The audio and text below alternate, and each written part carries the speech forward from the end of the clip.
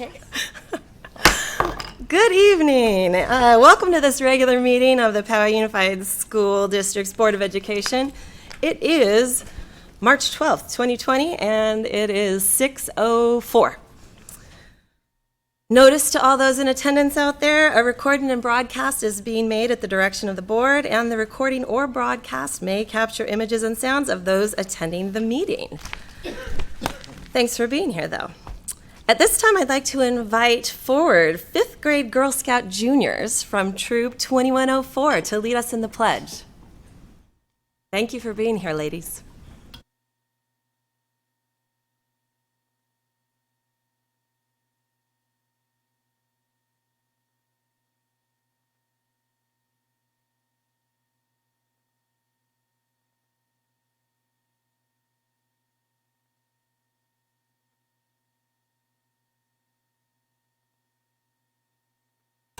Thank you, ladies, very much. We'll go to 3.2 as our report out of closed session. Clerk Zane. Thank you, Madam President. Closed session began at 4:09 p.m. The Board of Education took the following action in closed session.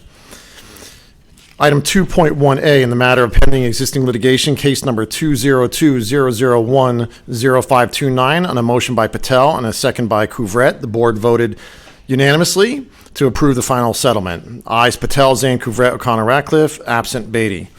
Item 2.1B, in the matter of pending existing litigation, case number 19CV0689-JM-SMB, on a motion by Patel and a second by Couvret, the board voted to authorize district's legal counsel to offer reimbursement of attorney's fees in attempts to settle this case for what the district's legal counsel is recommending. The vote of the board was unanimous, with ayes Patel, Zane, Couvret, and O'Connor, Ratcliffe, Beatty absent. Item 2.1C, no reportable action. Item 2.2A, no reportable action. Item 2.3A, no reportable action from closed session. The board will take action in open session, agenda items 8.1. Item 2.4A, no reportable action. Item 2.5A, in the matter of employee discipline, dismissal, release, reassignment, resignation, non-reelection, classified employee, on a motion by Couvret and a second by Patel, the board voted to approve and accept a resignation agreement with a classified employee, employee number 113-727, with placement on administrative leave with pay, a resignation effective April 15th, 2020, and a release of all claims against the district. The roll call vote of the board was as follows: Patel, Zane, Couvret, O'Connor, Ratcliffe, absent Beatty. Item 2.6A, in the matter of public employee appointment and reemployment, Director of Human Resources, on a motion by Patel and a second by Couvret, the board voted unanimously to approve the appointment of Dr. Kelly A. Burke to the position of Director of Human Resources. The vote of the board was, again, unanimously Patel, Zane, Couvret, O'Connor, Ratcliffe, absent Beatty. No other reportable action was taken during closed session. Closed session adjourned at 5:50 p.m. Madam President, end of closed session report. Thank you, Clerk Zane. And just briefly, I'd like to congratulate Dr. Burke, if you'd like to stand.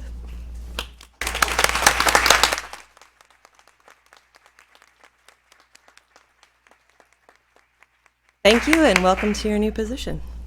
Let's see, we have item 3.3 is members in attendance. Ms. Beatty absent and all their board members present, including our student board member, Ms. Aikens. And with that, 3.4, the welcome to the public. I'll turn it over to you, Ms. Aikens. Thank you, Madam Board President. Welcome to the monthly meeting of the Board of Education. If you would like to address the board on any agenda item, please complete a speaker slip. All requests to speak must be submitted to the clerk of the board before the agenda item comes up. If you're requesting an agenda item be pulled for public discussion from section 5.0 consent calendar, a speaker slip must be submitted to the clerk now, as approval of the consent calendar is one of the first items up for approval. Item 4.2 is placed on our agenda to enable members of our community to bring items that are not placed anywhere else on the agenda to the board's attention. Speaking time is limited to 3 minutes per speaker with a maximum of 15 minutes per topic unless waived by the board president. There will be a 30-second yellow warning light when time is running out. Speakers must only speak on one topic under item 4.2 and may not defer their speaking time to another individual. If there are concerns regarding specific individuals, it is preferred that the speaker refrain from naming them publicly to respect their privacy. The board will accept and review any written materials that would provide more specific information. The Brown Act does not permit board action or extended discussion of any item not on the agenda, but your concerns will be referred to staff. With that said, welcome and thank you for coming. Thank you, Ms. Akins. Before we move on to agenda item 3.5, as most of us know, on March 11th, 2020, the World Health Organization announced that the coronavirus, referred to as COVID-19, can be characterized now as a pandemic. Under California Government Code Section 54954.2a, we are required to post an agenda 72 hours prior to a regular meeting. As the announcement by the World Health Organization was made subsequent to the posting of the agenda for tonight's meeting, the governing board of the Poway Unified School District is exercising its right under the California Government Code Section 54954.2b2 to add a discussion item to the regular agenda. In accordance with California Government Code Section, again, 54954.2b2, a legislative body may take action on items of business not appearing on the posted agenda upon a determination by a 2/3 vote of the members of the legislative body present at the meeting, or, if less than 2/3 of the members are present, a unanimous vote of those members present, that there is a need to take immediate action and that the need for action came to the attention of the local agency subsequent to the agenda being posted as specified in California Government Code Section 54954.2a. Prior to discussing any item pursuant to this subdivision, the legislative body shall publicly identify the item. Having said all that, I propose that the governing board of the Poway Unified School District take action to add the following action item to the agenda based on the authority in Government Code Sections 54954.2b1 and 5494.2b2 as agenda item 3.7, titled Update and Discussion of District Preparation and Response to Declaration of Pandemic by the World Health Organization arising from the COVID-19 virus. At this time, I'm making that motion. Is there a second? Second. On a motion by O'Connor Ratcliffe, second by Zane. All those in favor? Aye. And I'm sorry, I should have asked for your vote, your preferential vote. Aye. Okay, so that is 5-0, with Ms. Beatty absent, excuse me. So that item will come up shortly under 3.7. We'll get back to it. So until that time, let's move on then with item 3.5, approval of agenda sequence. Dr. Phelps, got anything to add? Yes, staff would like to ask that the board pull item 5.3F and 5.4C.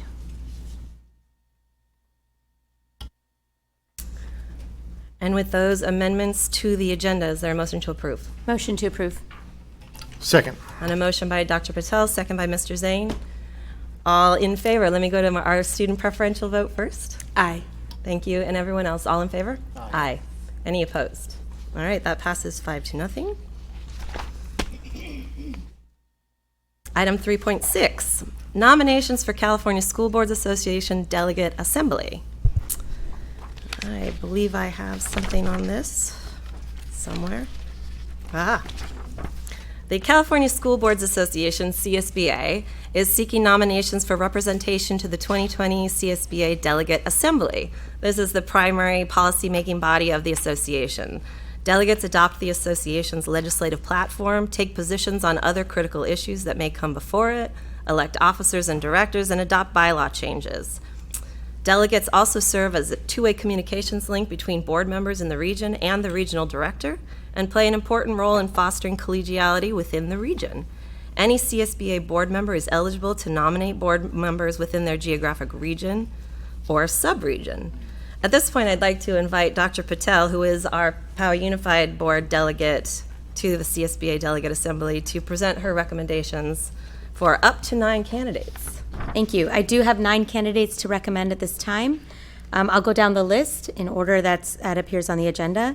First is Barbara Avalos from National School District, Stacy Carlson from San Marcos USD, Brian Clapper from National, Eleanor Evans from Oceanside, Humberto Gurmilan from San Ysidro, Claudine Jones from Carlsbad, Elva Salinas from Grossmont, Marla Strick from Encinitas and Cipriano Vargas from Vista.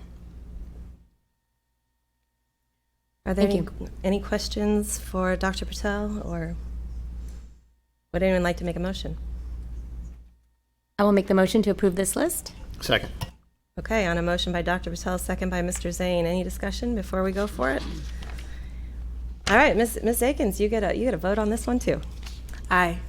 All right, everyone else, all in favor? Aye. Aye. Okay, that is unanimous. 5-0 on those ones. I wrote them down. Do I need to pass them down? Okay, I'll keep that for you. Thank you.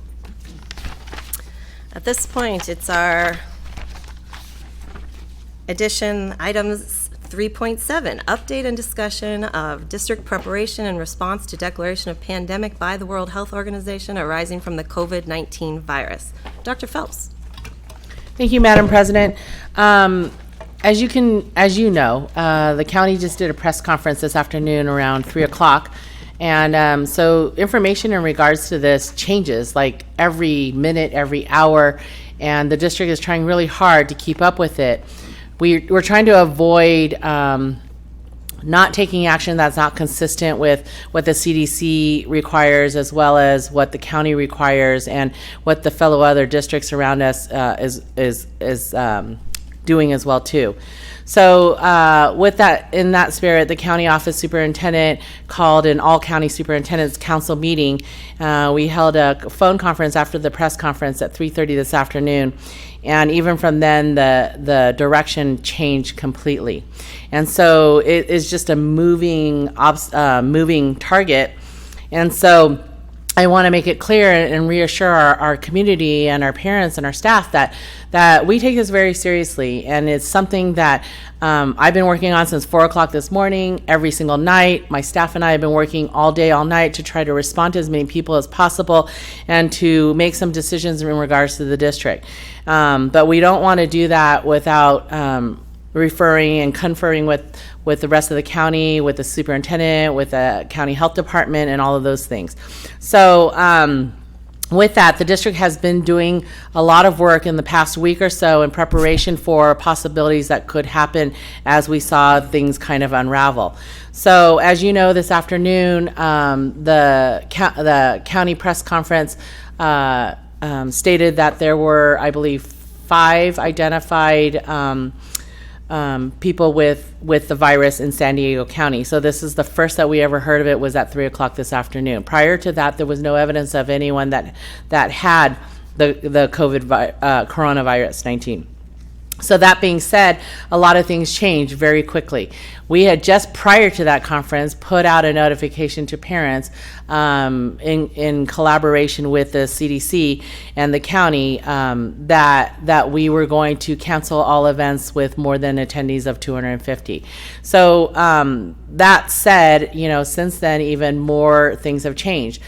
Tonight at 7 o'clock, one of our executive directors, because I'm in the board meeting, is going to participate in a superintendent council subcommittee meeting with CIF to start talking about the impacts to our sports and our athletic programs for our secondary schools. And so that meeting is happening this evening. We have another superintendent county-wide, all the superintendents in the county will be conducting another phone conference meeting tomorrow afternoon at 3 o'clock.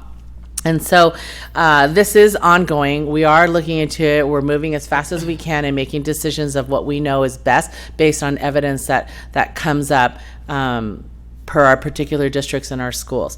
I assure you all that my staff and I are working very hard and with the board's support to make the decisions, make wise decisions, and look out for the best interests of all of our children, our staff members, and our families. So at this time, staff has put together a little bit of presentation. I'm going to ask Mr. Mizell to briefly discuss the measures that we already have in place. I'm going to ask Associate Superintendent Osborne to share the social distancing options and school closure procedures, if there is some, in the future. Dr. Burks will discuss online and distance learning options, and then we'll end with that. Okay? Mr. Mizell. Thank you. So as Dr. Phelps just shared, PUSD has been monitoring the novel coronavirus outbreak around the clock. I would share, and I know you share this with me, we're all deeply concerned about how quickly COVID-19 is spreading in the world, and now, as we learned today, in our own county. So we have staff in daily communication with representatives from the California Department of Public Health, San Diego County Health and Human Services, as well as the San Diego County Office of Education. We've communicated weekly with staff and community members in an effort to remain current and vigilant in our response to this rapidly changing pandemic. We've also worked closely with Chad Koster, Director of Maintenance and Operation, and Trevor Wilson, Director of Risk Management, to ensure our staff are appropriately trained and using the most effective products available to ensure our schools are properly cleaned and disinfected daily. Additionally, we've ordered cleaning supplies for classroom teachers interested in wiping down student desks, computer keyboards, light switches, and doorknobs. Today, following California Governor Gavin Newsom's message related to large gatherings, we sent home a new message encouraging social distancing. So in that message, Connect Ed, that I think most of our community received, we're still chasing that down, we announced that we would be canceling all field trips, athletic and performance events, various school events, and large assemblies. We also, in that communication, indicated that we would be canceling all non-PUSD community events hosted at our facilities that host large groups. So, and then finally on that, what I would share with you is we are in the process of updating the Poway Unified School District's pandemic plan. We have actually a really good plan in place, and this is an opportunity now for us to make certain that it's revised and helpful to staff in a situation like this. So with that, I want to pass this over to Dr. Burks, who will bring you up to speed on the other side of social distancing, that next step, which would be distance learning. Actually, Ms. Osborne is going to just touch bases on social distancing first. Good, thank you. So one of the components that we've been talking about is the maintaining the social distancing and working with our school principals. We'll be holding a meeting tomorrow morning at 8 o'clock to support our principals with the fine-grained details of what does this look like at the school site and how to support students and staff with social distancing and organizing schedules and gatherings so that we don't have the large groups meeting and convening on their campuses. In addition, when getting prepared for distance learning, we've had staff working on how to utilize some of the online components of our current curriculum that is available and partnering with tech and innovation so that we are getting prepared so that we would have online learning available in the future, as well as to support off-campus independent study contracts so that if families are choosing to have their students home and have independent study, we want to have lessons that are prepared and ready to go to support those choices. Now, Dr. Burks. Thank you. So I'm going to share a little bit about distant learning options that we are putting into place to have available. First, what we currently have and have been using here in Poway is we have My Plan, which is our current portal accessible at home and at school to families and students. Secondly, teachers across the district have access to a learning management system called Canvas, what you might also know as MyConnect, and that allows schools to build a digital learning environment and to provide online learning. So it is used in the classrooms currently from K through 12. Currently, with Learning Support Services and the Tech and Innovation team, we are putting together resources and supports for teachers K through 12 to support off-campus independent study, otherwise known as OCIS. And this would be an example of a shell that students would be able to access if they were on an independent study. Those have all been curated with content from in English language arts and mathematics. Science and social studies are being worked on now from a TK through a 12th grade level. Additionally, we are offering trainings for staff in our training lab, via webinar, archived videos, as well as the self-paced exploratory course as well as what we offer here in Poway Unified as a teaching and learning cooperative. So we have created 5 different ways that teachers can receive some additional training in the area of Canvas, which again is our best resource for providing distance learning to our students, since most of those do have access to those at this point in time. So if teachers would prefer the in-person, we will be offering 3 trainings, double sessions next week. That email will be going out to teachers tomorrow. They will also be able to have the option to access those from their classrooms or at home via a live link on a webinar. That webinar will also be archived, and they'll be able to retrieve that at any point in time to receive that training. And lastly, if they're interested in doing a self-paced course, they'll have that option as well. Some of the resources that we currently have online, some of our digital resources, is that we have K-5 English Language Arts and Math resources. We have 6-8 ELA and Math curriculum that has already been populated for any students moving towards online or distant learning. We have, again, pre-populated K-12 Canvas courses for any students as well. Many of our textbooks have online options, and we also have Edgenuity, which are online courses that are A through G approved, UC approved 9 through 12. Lastly, we have already created, which have been created on our website, a list of digital resources that are available by the district, as well as individual school sites have some additional online resources as well. As we look further down the road, we have created 2 options. One, if teachers do not have the technology at home, if we move into distant learning, we have created a teacher checkout form so that teachers have the option to take devices home and have that resource at home, as well as we are in the process of looking at a student Chromebook distribution. If students do not have access to technology, we will be providing options for them to check those out if needed. And lastly, we have a draft that is being reviewed and looked at currently as we have developed a PUSD technology plan for the possible closure of school facilities and a distance learning at home handbook that will go through the different stages, different types of online and distant learning.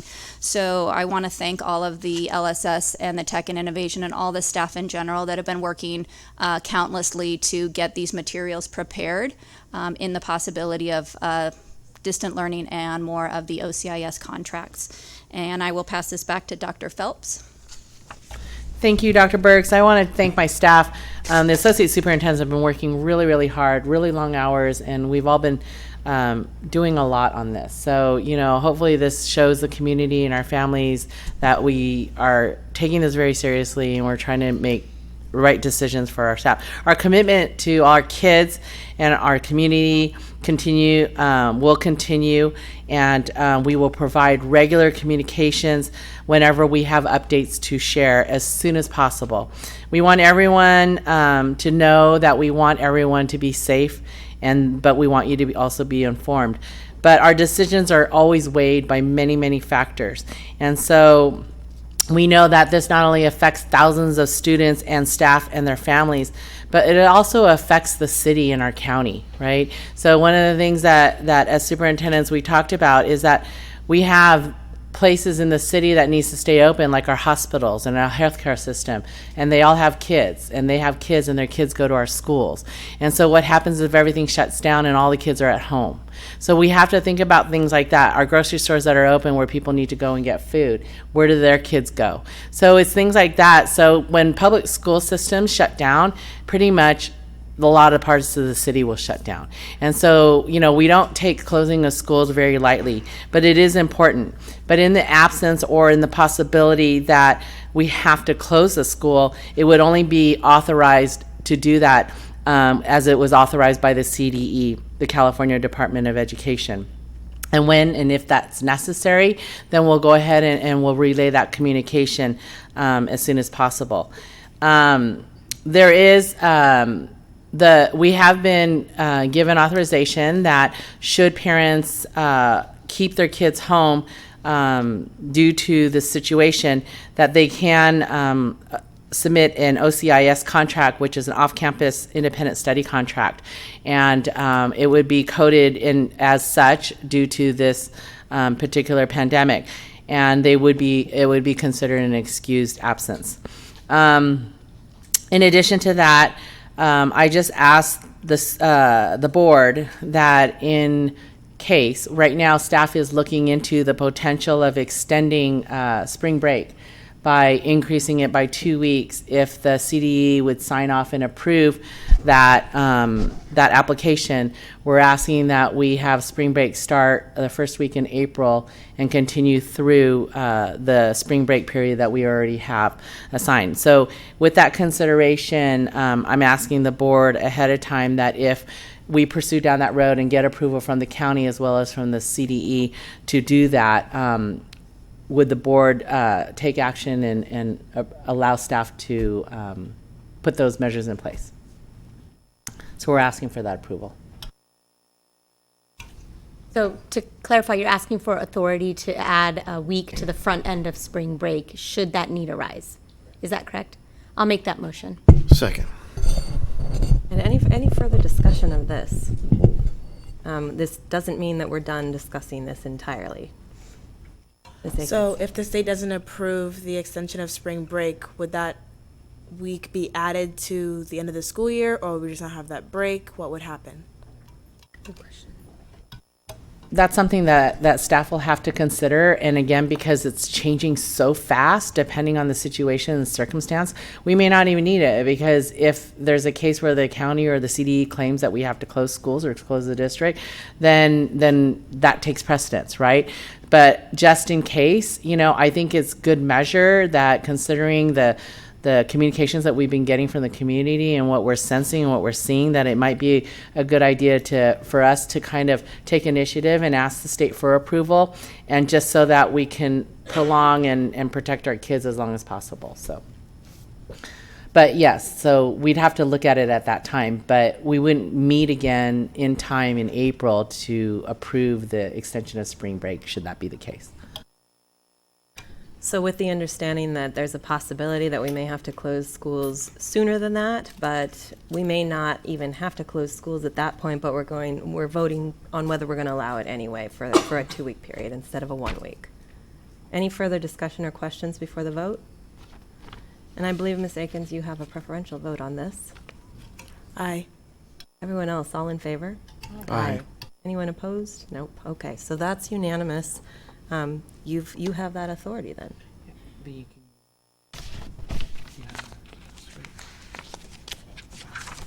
thought I did. Yeah, I'd like to make that. Okay, I'm happy to make this motion. Sure, I'll go ahead and make a motion also, an additional motion, to approve the superintendent's authority to declare an emergency and take appropriate action as needed in response to our COVID-19 pandemic. Second. Did you guys hear that down there? Do you want me to repeat the motion, or? Oh, There's a motion and a second. Just out of curiosity, what would it take for it to be the CDE to step in and say, we have to close down schools? Would it be just one person confirmed, or 2 or more? What would it be? I think Mr. Mizell probably can answer that fastest. My understanding is that one case would be enough, but Mr. Mizell? So Dr. Wilma Wooten would be the person we would consult with, and that threshold she would determine based not only on our district, but on what's going on in the region as well. So maybe not when we even in cross one of that. our schools, in a nearby school There's not a might be magic enough. number. I think it's a live and dynamic situation that they manage in real time, and lots of data points. It's both looking at our geographical and then what's going on around us as well, how it's trending. So. Thank you.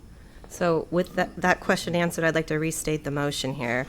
I'd like to make a motion to approve the superintendent's authority to declare an emergency and take appropriate action as needed in response to this recently declared pandemic. Second. All right, so again, on a motion by O'Connor Ratcliffe, second by Mr. Zane. Any further discussion of this before we move on? I would note that under our current board policy 2210, We already have given the superintendent authority to act on behalf of the district when immediate action is necessary, and there's some more language, so we're pretty darn close to this already, but this would clarify what we mean. So, all in favor? Oh, and I'll take a preferential vote first. Aye. And everyone else, all in favor? Aye. Okay, that's unanimous as well. I think that takes care of the motions that we, that we needed to take care of, but if there's further discussion or further questions from board members, this is a good time for it. Just a quick comment to thank the superintendent and staff, particularly Mr. Mizell. Thank you for all the constant communication out to the district regarding COVID-19. Obviously, we want to act responsibly. We want to act out of fact and not fear. And I think that the district is doing a good job of just that. In spite, some people are always going to feel that we're not getting out enough information quickly enough. I understand that there's fear out there in the community. But please know that the rest of the board, are keenly aware that staff, the superintendent, and others are working nearly round the clock to ensure that, like Superintendent Phelps said, the safety of and health of our students is ensured. I have two follow-up questions. One, it was mentioned the OCIS contract. Can you specify or clarify where that's available for parents if they want to access that? The OCIS contract is available at the school sites, and we're putting a process in place that there's typically a 5-day notification to the teacher to prepare the work.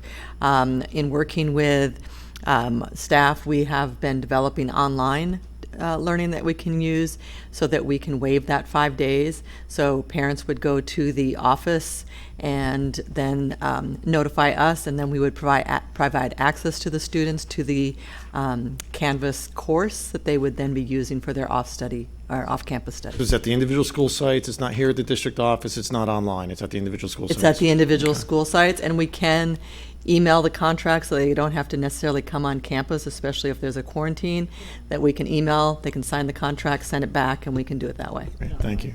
And The other question had to do with the Chromebook distribution for students potentially. What's the Wi-Fi accessibility possibilities for them? If they don't have a Chromebook or computer, they probably don't have a Wi-Fi access or a network at home as well. So we're exploring that right now. What we are looking at is if students do, because Chromebooks are somewhat limited, if students do have technology at home and they are on an OCIS contract, we're urging that they use their current device at home. If they do not have a device, they can check one out. There are possibilities of hotspots at home. Some do have internet access, but they need a secondary device in their home. But all of the content can also be printed and is accessible in print and hard copy. And so each of the school sites will have access to that if they do need to print any materials for students because they don't have the technology. Thank you. The OCIS contracts will also be located on our website, so we'll have it located under the Learning Support Services Division. I was wondering, I've been hearing some parents in our community are receiving emails and some are not. What are some suggestions to make sure that parents are receiving all the communications? Do they contact the district, their school site? Additionally, what methods of communication will we use to ensure that everyone is notified when circumstances change?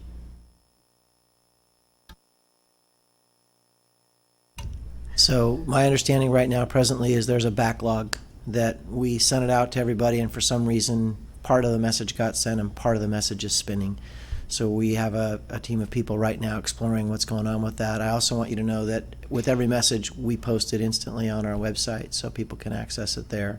But it is our interest using Connect 5 to ensure when we send a message that everybody in the community, all staff, all parents receive it. The message went out via EdConnect to parents. It went out via email to all staff, but we also have sent it out via email to all parents and families as well too.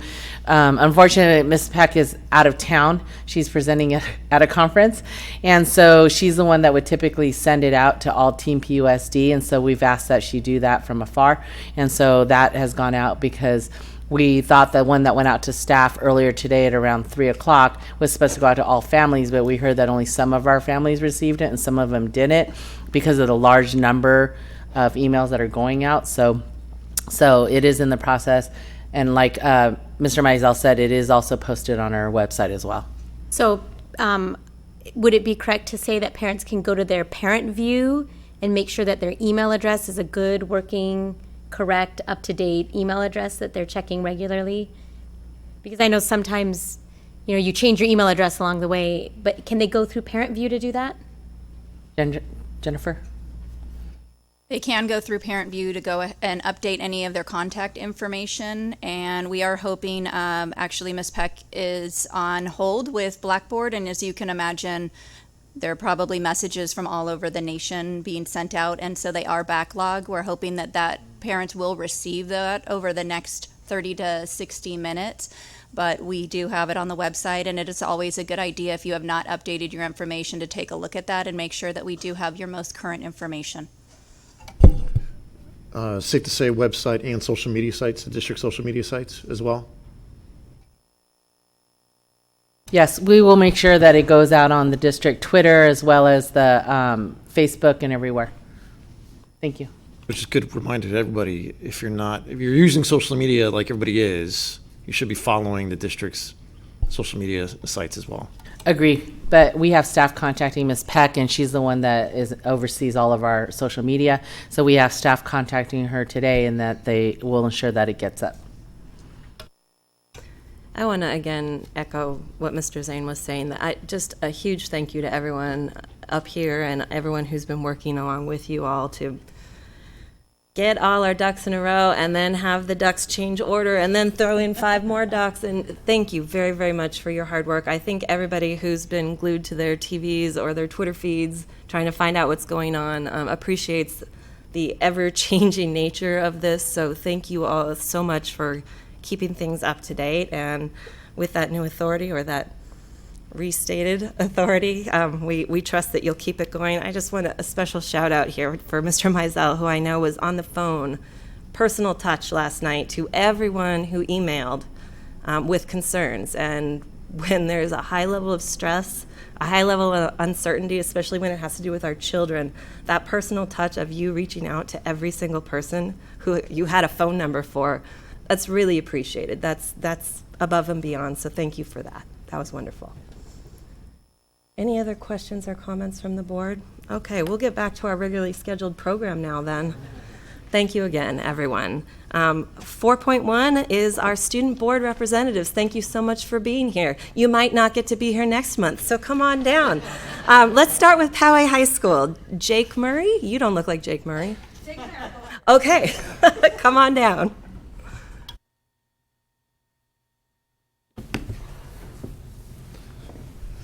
First off, I would also like to thank you guys for how hard you're working with the coronavirus and for communicating. I know it is very scary for us students, but to know how hard you guys are working is really reassuring. So thank you so much for that.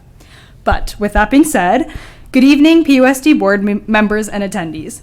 Poway High School has recently begun our 3rd trimester of the year, and with that came the beginning of our new ASB class.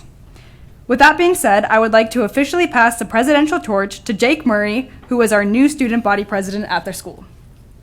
I know he will fulfill the position with grace and honor and will always put the school first. I would also like to thank the board members for allowing me to report on the climate and culture of Poway High School over the past year. Thank you so much, and now here's Jake with our Poway High School update.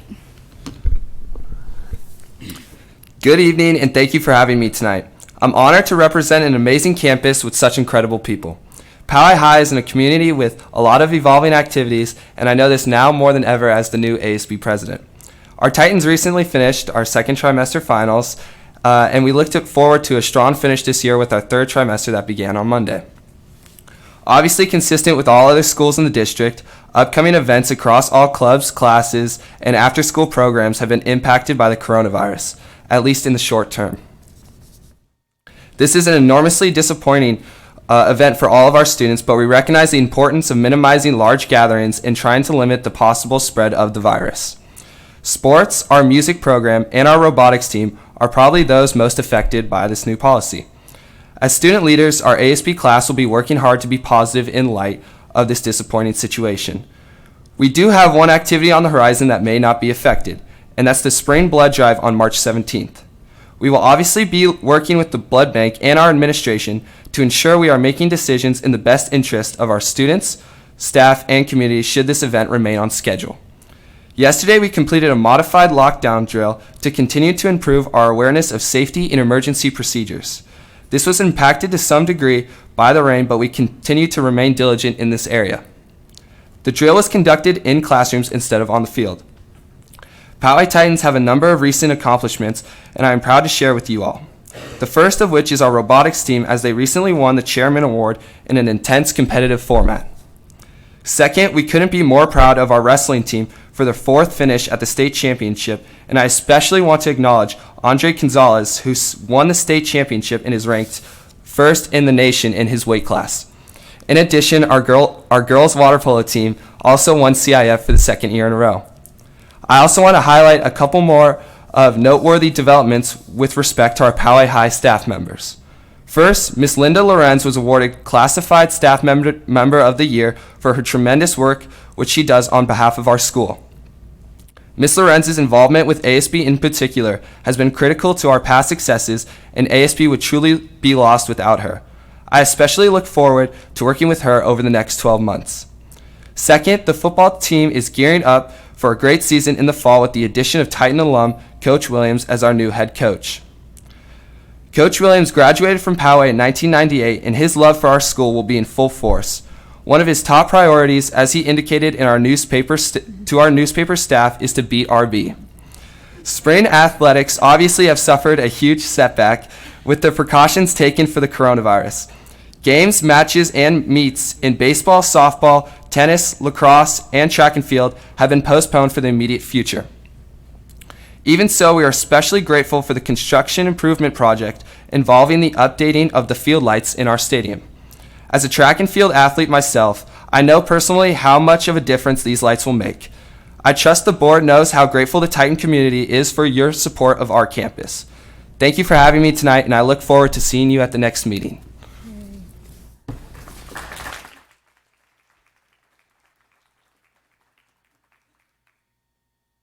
All right. Amy Wynn from Rancho Bernardo High School. And I don't know, are you going to take that? I heard some trash talk in there. I don't know. What you got, RB? Good evening, board members, and thank you again for having me here tonight. Rancho Bernardo has been very busy the past few months, starting with our second No Place for Hate activity, which took place on January 29th.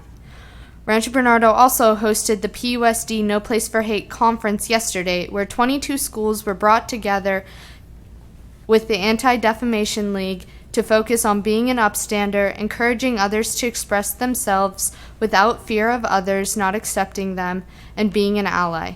We celebrated Black History Month by posting I Rise posters with inspiring individuals.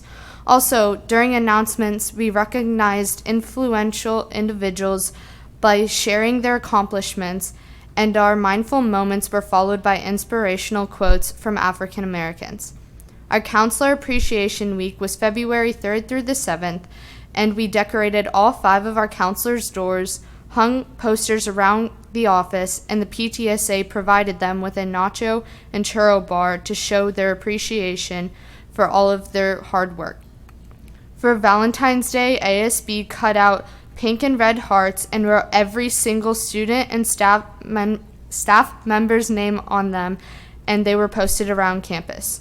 Our boys soccer team won their first Division I CIF championship, and our wrestling team finished 9th in the state out of 500 schools.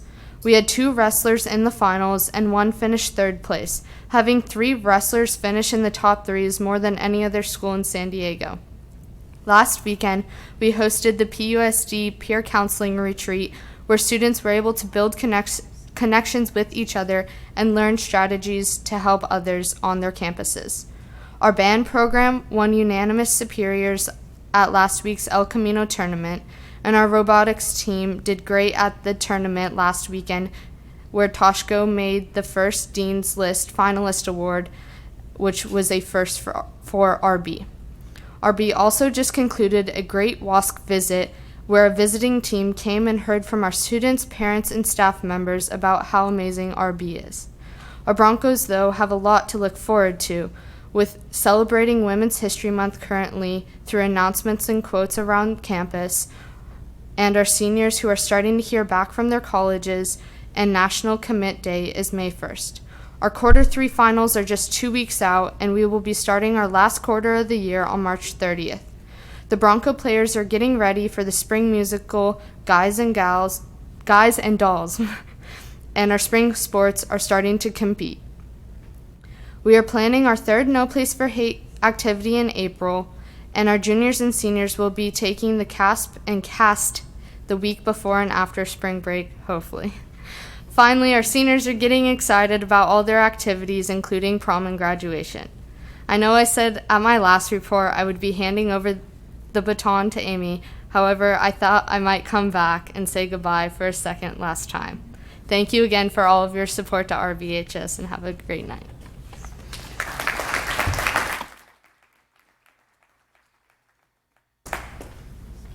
All right, I've got nothing but wrong names up here so far then. But Twin Peaks Middle School, Jasmine Nguyen? I got one. All right, welcome. Good evening.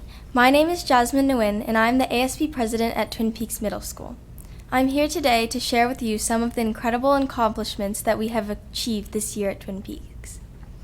At Twin Peaks, we live by the motto of RAM Pride, which stands for Prepared, Respect, Integrity, Discipline, and Empathy.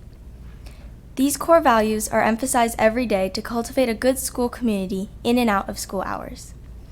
At our school, we have many amazing clubs that are leaving a strong positive impact on campus.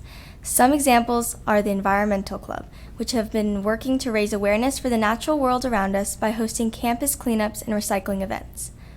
Our Community Service Club, CJSF, raised 3,083 cans for the canned food drive, which were then donated to the San Diego Food Bank. Another club on campus is WEB, which stands for Where Everybody Belongs. WEB students work to make sure all students feel welcome on campus, especially 6th graders. Last week was Say Something Week, which goes with the Sandy Hook promise and making sure everyone feels like someone cares for them and no one stands alone. No Place for Hate is another club on campus consisting of 35 students. These students have spent this year visiting classrooms and teaching many lessons about inclusivity, focusing on addressing aspects of bias, bullying, and individual acts of prejudice. Speaking of inclusivity, our school has been chosen this year to be in pilot school for the new Poway Unified Sci program. This year, our school has adopted a model of full integration, including co-taught classrooms, a learning lab for 6th grade students, and many more supports to allow all students to succeed within a general education classroom. AVID is one of our most prized elective options. It is an elective that supports all students in being college-bound and career-ready. They are raising school-wide awareness by hosting college challenges with trivia, basketball, and College Thursday. Just this past Friday, Twin Peaks hosted an AVID showcase for visitors from all around San Diego and Imperial County. During the visit, they had the opportunity to visit classrooms from all over content areas to see TPMS is an AVID school site of distinction for the 4th year, and we were the first in Poway Unified to receive this title. Last but definitely not least is the heart of TPMS, my very own ASB. This is my area of expertise. As the president, I lead our student body who plans our dances, lunchtime activities, spirit weeks, and more. We have led 2 successful big events this year already.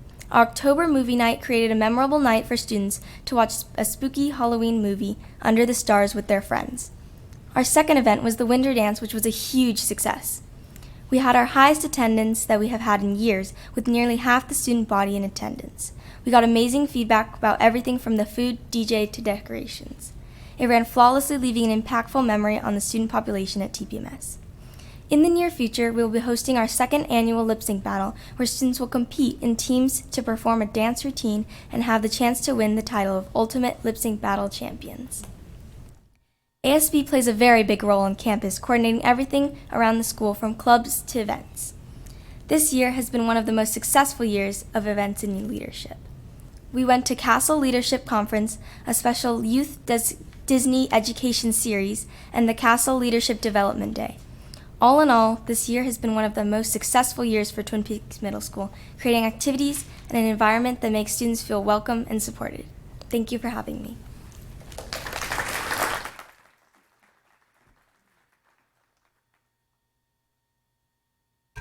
And now from Westwood Elementary School, we have Maggie MacArthur and Audrey Prilleman.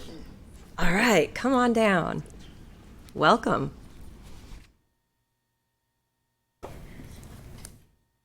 Hi.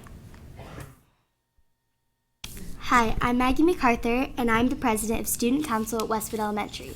I've been going there since TK, and now I'm in 5th grade. And I'm Audrey Perlman. I'm the Vice President of Westwood Student Council. I've been attending Westwood since kindergarten, and I am now in 4th grade. Maggie and I are here to talk about some of the awesome programs that Westwood participates in. Audrey and I are both Westwood student ambassadors, and we also both had the privilege of exploring the No Place for Hate program just yesterday.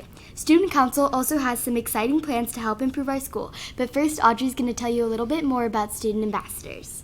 Student Ambassadors is a totally unique program to Westwood that just started this school year. The goal of Student Ambassadors was to help drop-off time run smoothly. Last year, one of our teachers, Mrs. Mashushita, noticed that drop-off time was pretty crazy. Parents were driving dangerously fast, cutting in line, and sometimes even parking in the staff parking spots. As a solution, she proposed the Student Ambassador Program, offering a leadership role to upcoming 4th and 5th graders.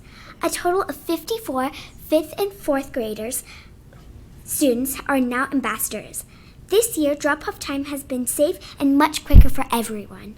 Another goal of Student Ambassadors was to support young students as they entered our newly closed campus.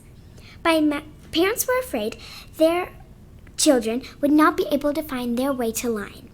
By matching up a student who was uneasy at the start of the day with an ambassador, this young student is guaranteed to have a great day. Westwood Student Council is very active. Our number one goal is to improve the school. This year we have accomplished a lot. We also have a lot planned for the future. Spirit Days have been a big hit and most students have participated. These have included Harry Potter Day, Pajama Day, Crazy Hair Day, Duo Day, and Rainbow Day is just around the corner. A necessary priority for the Student Council is fundraising. Some of our fundraisers have included Halloween Grams, Mustache Movember, and the Kids Heart Challenge, where we raised money to help students with unhealthy hearts. All of these have been completely student-run and very successful. We are working on our plans to use these funds.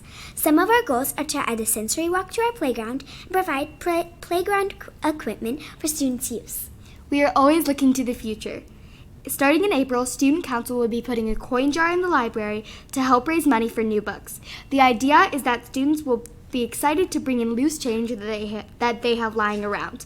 We are also excited about bringing a student-run digital newspaper to Westwood. We are hoping to have one edition for each grade level that highlights what is going on for each group of students as well as current events. Thank you so much for the opportunity to share the excitement that is happening at Westwood. If you'd like to hear more about our school, you can tune in to Roadrunner TV or follow us on Instagram. Better yet, come see us sometime. Wonderful.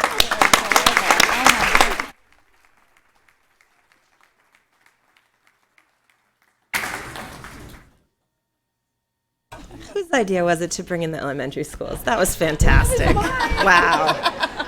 The high schoolers should just be lucky that the elementary school students go last, right? Because they really set the bar. Thank you all so much, and understand that you may have homework. If you need to leave now, we get it. Go ahead. If you want to stay and see what else we've got up our sleeves, you're welcome to do that as well. But see you next time. Or on campus, maybe. On TV, right. That's right. Everybody's got their YouTube channel now, too, so yeah. All right, then. As they're filing out, we'll move on to our public comments at 4.2. Clerk Zane. Yes, Madam President, one public speaker today, Jimmy Karam.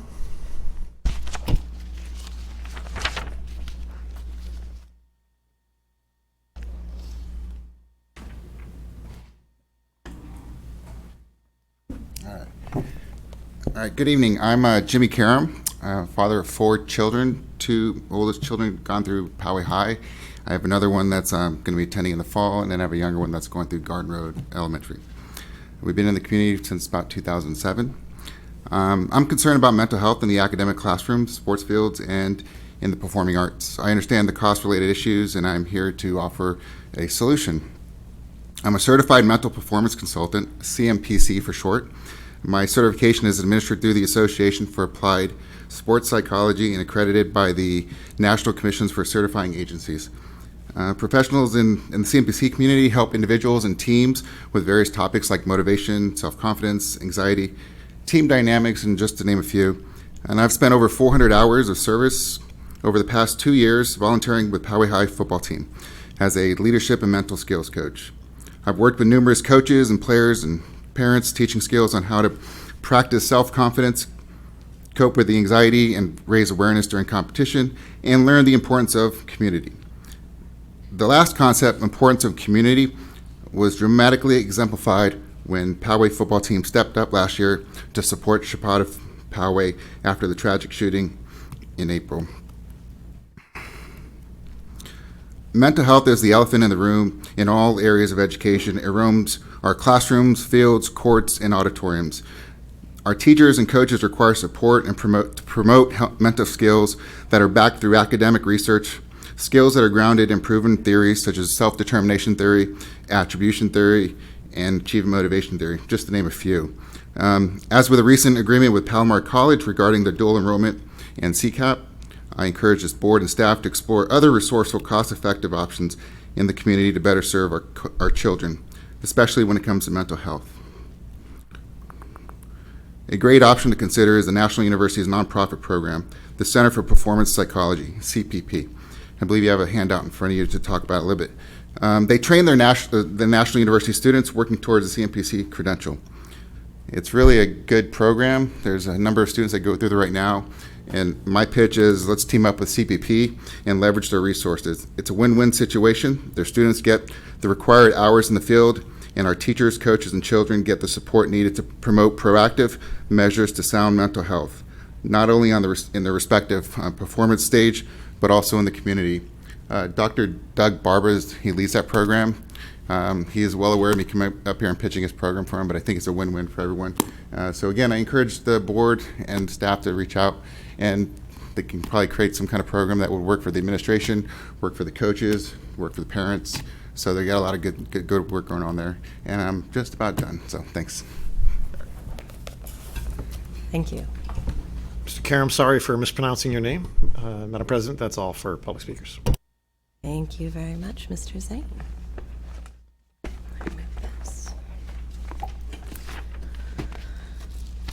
That takes us to consent calendar 5.1. I'll go down the line and ask if anyone would like to remove anything. Ms. Aiken? No. No? I'd like to pull item 5.3G, please.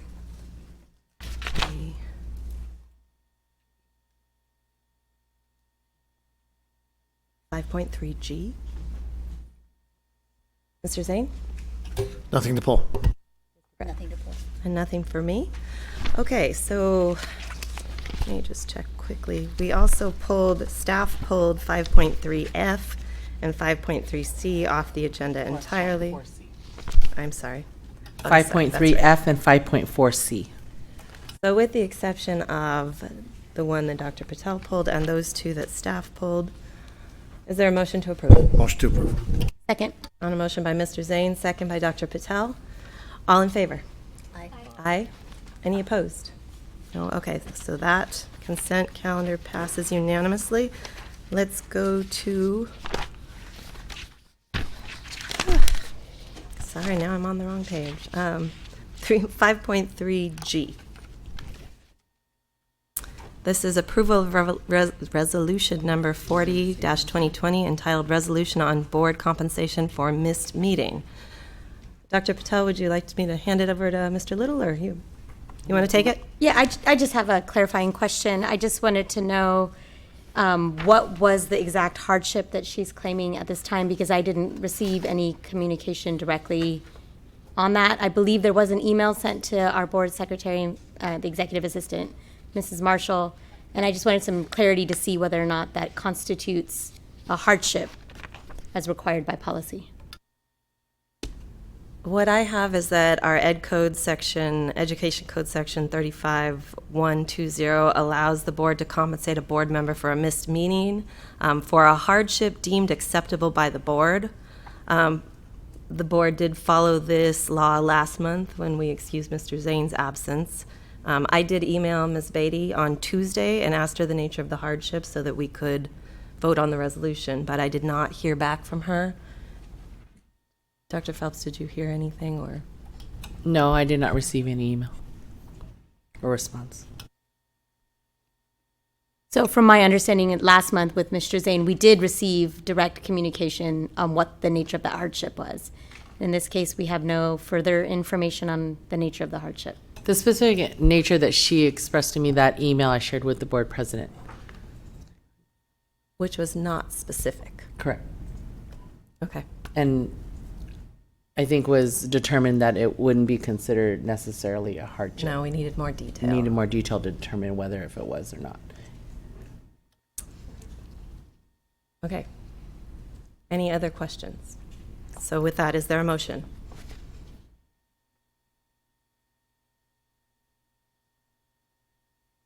Okay.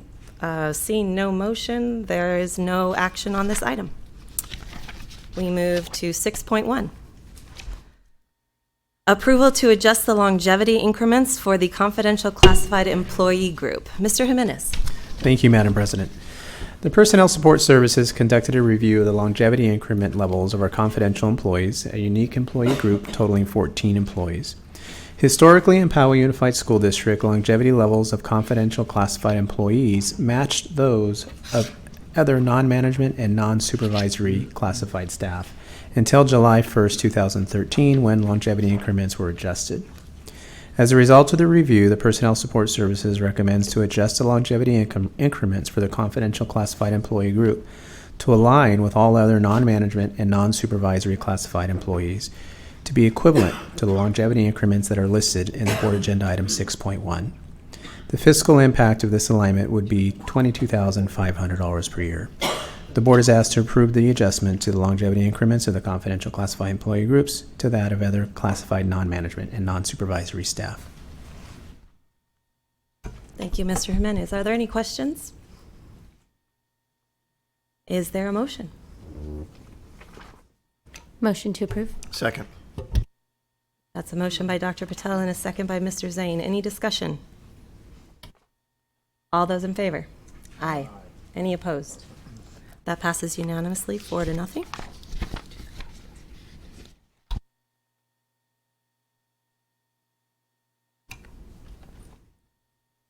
Just checking whether the Girl Scouts felt free to go too, or you want to stay. You're free to go or stay. Yes, we're not kicking you out, but I just wanted to make sure you know that you are free to go as well. Thank you for being here, though, ladies. Yeah. Could do the pledge again, yes. Item 7.1.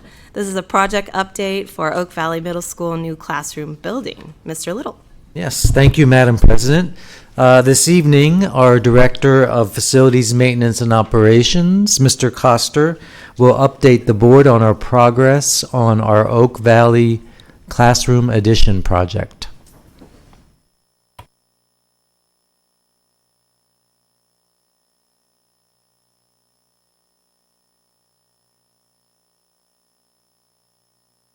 Quick, again, a lot of pictures in the brief, so should be relatively painless, I hope. So, nice project. It's going well. Just a quick overview of the schedule. We did start in August, kind of in earnest on the project. Scheduled to complete by July and be ready to start the next school year and be ready to have it full of kids. So, but it's right on track. Just a quick glance at the budget. The bulk of the project budgets have been allocated. They're under contract. We've expensed and actually kind of cut checks for $3.6 million, but the rest are progressing nicely. So. Again, hey, just some action shots to kind of remind everybody where we started and where we're at. So a big grass empty field. We got started in August, and it's been kind of fun to watch it. The students have really enjoyed the opportunity. There's some really great viewing areas from the campus. It's on a 2-story. the teachers actually have been really engaged, and the principal's been great engaging the kids and what's going on, and they kind of watch this thing develop right in front of their eyes. So it's been a nice project. Kind of again, action shots as it comes out of the ground. You get the foundation and the walls start forming up. One of the really neat things that the contractor worked with us on was the ability to do kind of a traditional construction method, setting the final beam. And so all the students had the opportunity to sign a beam that is permanently part of that building, and will always be part of that building. And it's kind of neat, and it was fun to watch it go in. So again, kind of quickly moving, it's really starting to take shape. It's starting to look like a building coming together. That's kind of where we're at as of, actually that picture's from last week before the rain, but it is coming together. Like every construction project, there's always a little hiccup. So I'll walk through this one real quick with you just to let you know what's going on. If you look in the top right corner, as it was coming together, we noticed an error that was made, right, or just an oversight. So if you stood on the rail, you could actually get up on that edge of the roof line. So it came together too close, and now it's now what? So the architect's been working really hard. They understand it was their error as they pulled it together. They've offered us several different solutions. This is the one where we've settled on. I think it solves it as eloquently as we can. Cuts that one member back a little bit, so it's not quite so low, and extends an overhang in that walkway, which will not allow you to stand on the edge and get to the roof line. And it looks really nice as it kind of melds into the building. So this is what kind of the same situation on the back staircase. So this is just a different view of the building. So basically you just get an extra covering, you get a little more shade. And again, as you look at the front, this is kind of what that'll look like as you come down. So again, I think the solution was nice given the scenario, and again, project's on track and it's going well. Answer any questions anybody may have. Any questions? No. I think maybe next time we got to have students look at the architectural designs and let you know where we can break this. Absolutely, absolutely. Happy it's on time and still on budget. No more change orders. Always makes us happy. Thank you, Mr. Costa. That's the goal. Thanks. Thank you. And that is not an action item, so we'll move on to 7.2, approval and certification of second interim financial report and approval of resolution number 39-2020, entitled Authorization to Revise the 2019-2020 Budget as reflected in the second interim financial report. Mr. Little. Thank you, Madam President. Yes. This evening, staff presents the PUSD Second Interim Financial Report for the board's consideration and approval. The current year fiscal data is through reporting period ending January 31st, 2020. I'm going to turn the presentation over to our Director of Finance, Ms. Ramirez, at this point. Thank you, Associate Superintendent Little. Good evening, Board President O'Connor Ratcliffe, Superintendent Dr. Kim Phelps, members of the Board and Cabinet. This evening, we are presenting for Board consideration and approval the second interim report of the district's annual budget for 2019-2020 and the district's projected budget for the next 2 fiscal years.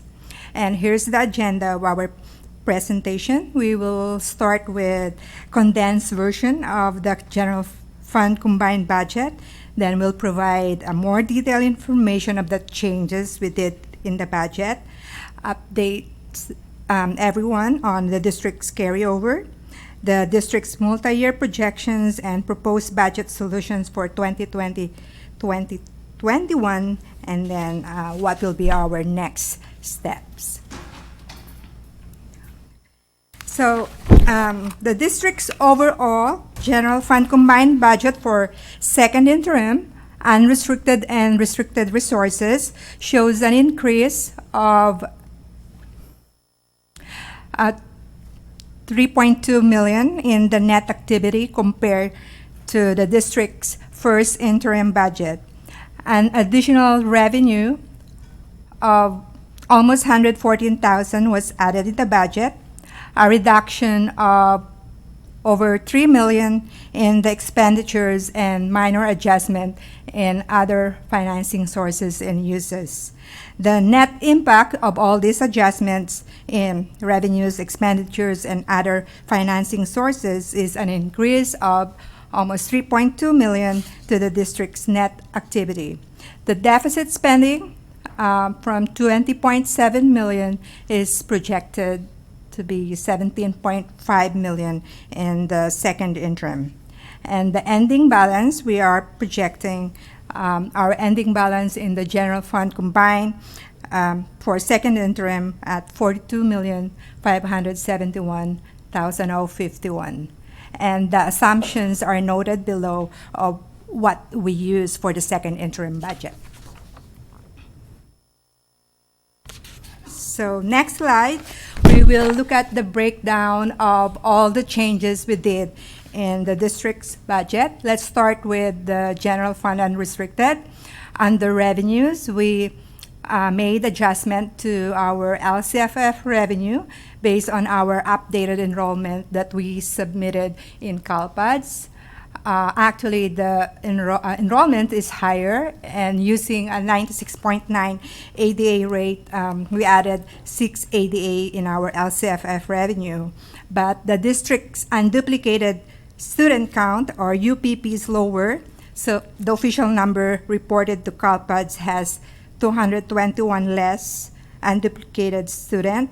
So the net adjustment in our LCFF revenue, you will see it's negative. Federal funding is the same. Our other state revenue increased by 2.8 million, but this is actually to reclass the funding we receive for special ed early intervention preschool grant. In first interim, it is reported under restricted, and based on CDE guidance, this funding should be reported under unrestricted. So we're just reclassifying the revenue. And the small amount adjustment in the local grant. And as far as contributions, this is the special ed intervention preschool grant that we are transferring. And then at the same time, we have to increase the contribution for the salary increases that belongs to restricted programs. So overall, the total change in our unrestricted general fund revenue is under unrestricted again is a reduction of 1.3 million. Okay, for expenditures, you will see a total of 4.5 reduction or adjustment in our total expenditures under unrestricted. This 4.5 million comprised of recognizing vacancy savings of 500,000. We added PSCA Unit 1 and Unit 2 approved salary increases. We moved budget for salary increases for restricted programs that we budgeted under unrestricted. We also recognize savings in health and welfare. We have identified some departmental savings for budget that are not being spent. And the big amount here is recognizing, or we added 4 million projected carryover added in the second interim budget.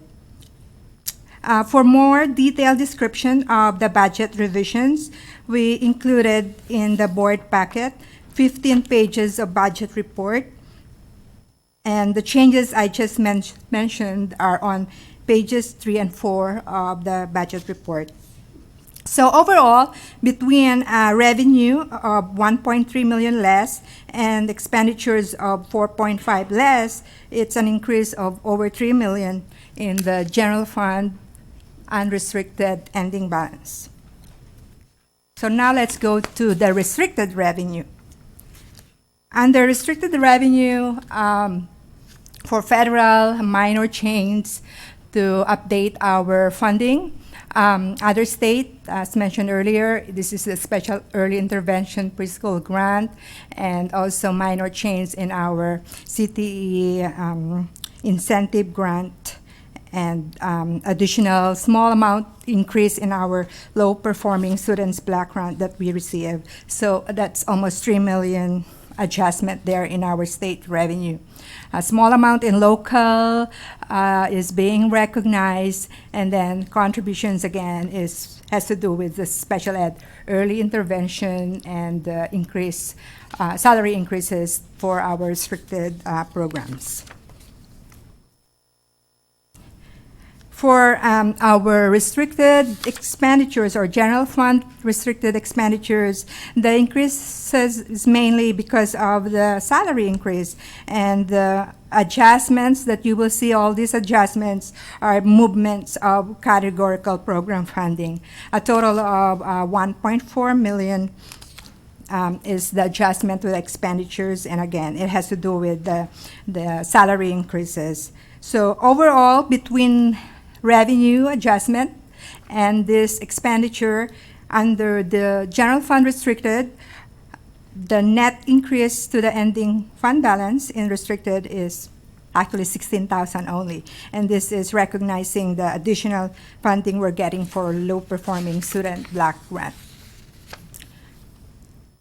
So with all the adjustments to the budget, this will bring the districts to projected ending balance to 571,050, and included in here, this is the components of the district's general fund ending balance, is our estimated carryover, 4 million under unrestricted and 921,322 under restricted.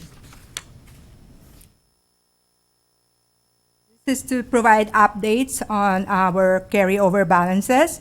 So in 2019-20, we carried over 5.3 million of budget from 2018-19. Out of that 5.3 million, we have spent 4.5. We are projecting almost 800 will not be spent by end of the year. After analysis and comparing our budget and our expenditures, we are projecting 4 million of what we budgeted in expenditures will be carried over for next year. As far as restricted programs, we are projecting all the carryovers will be spent, almost all, except for the low-performing block grant, which we really plan to be spent for the next 3 years. So now I want to turn it over to Associate Superintendent Little. Yes, thank you, Director Ramiro. Turning our attention now to the multi-year projections that we include in our second interim. These projections include our current fiscal assumptions that we've listed on this slide here, excuse me, based on latest data from various sources. So you can see the COLA, the enrollment, the attendance rate at 97%, step and column, the $4 million of carryover from this year into next. So we're looking at 2021 at this slide for next year's budget, and our typical deferred maintenance contribution of $1 million. So based on all those assumptions, we're looking at a net activity of a minus $9.6 million and an ending fund balance of about $33 million. Next. Just a reminder, this slide, or next year's budget at this point for our multi-year projections do include $6 million of budget solutions, which we're going to review shortly. And what's not included, vis-a-vis the failure of Measure P, are some identified resources for critical facilities needs that we'll have to think about as we develop next year's budget as well. So we've based the $10 to $12 million on trying to accomplish half of the safety and security projects that were identified in the facility master plan. So that's about $25 million worth of work. And just assigning $10 million for critical systems failures. So that could be HVAC, that could be roofing, That could be the portables and the modulars that say RB High, et cetera, et cetera. So that gets us to about $36 million. And finance team and I just sort of spread that out over the next 3 years. So in conjunction with Director Coster, we said we could probably handle about $10 to $12 million of work each year with our team. And so we focused on getting that work done over the 3 years of the multi-year projection. So that's how we came up with the $10 to $12 million. Next, moving on to 2021-22. Again, we've listed the assumptions for you. I won't go through those again. Again, we're keeping the $1 million of our deferred maintenance. But in addition to that, of course, next please, we'll need to find another $10 to $12 million of resources for our critical facilities needs. And at this point, we haven't included any budget solutions for 21-22. So as we think about, all else being equal, and if nothing changes at the state level and our funding model doesn't change, probably by 21-22, there'll be bigger issues to worry about. But at that point, we'll be looking at some significant ongoing reductions in the general fund in the neighborhood of $6 to $8 million, again, if the model doesn't change in Sacramento. So we remain optimistic that it will. Next. What are we looking for in terms of next year at this point? Remember, we're sort of pre-budget development work here. Our actual work begins this month in earnest. The finance team will begin meeting with directors and principals, et cetera, et cetera. Here's what sort of cabinet and the team has built into the budget at this point. I won't go through every one of these.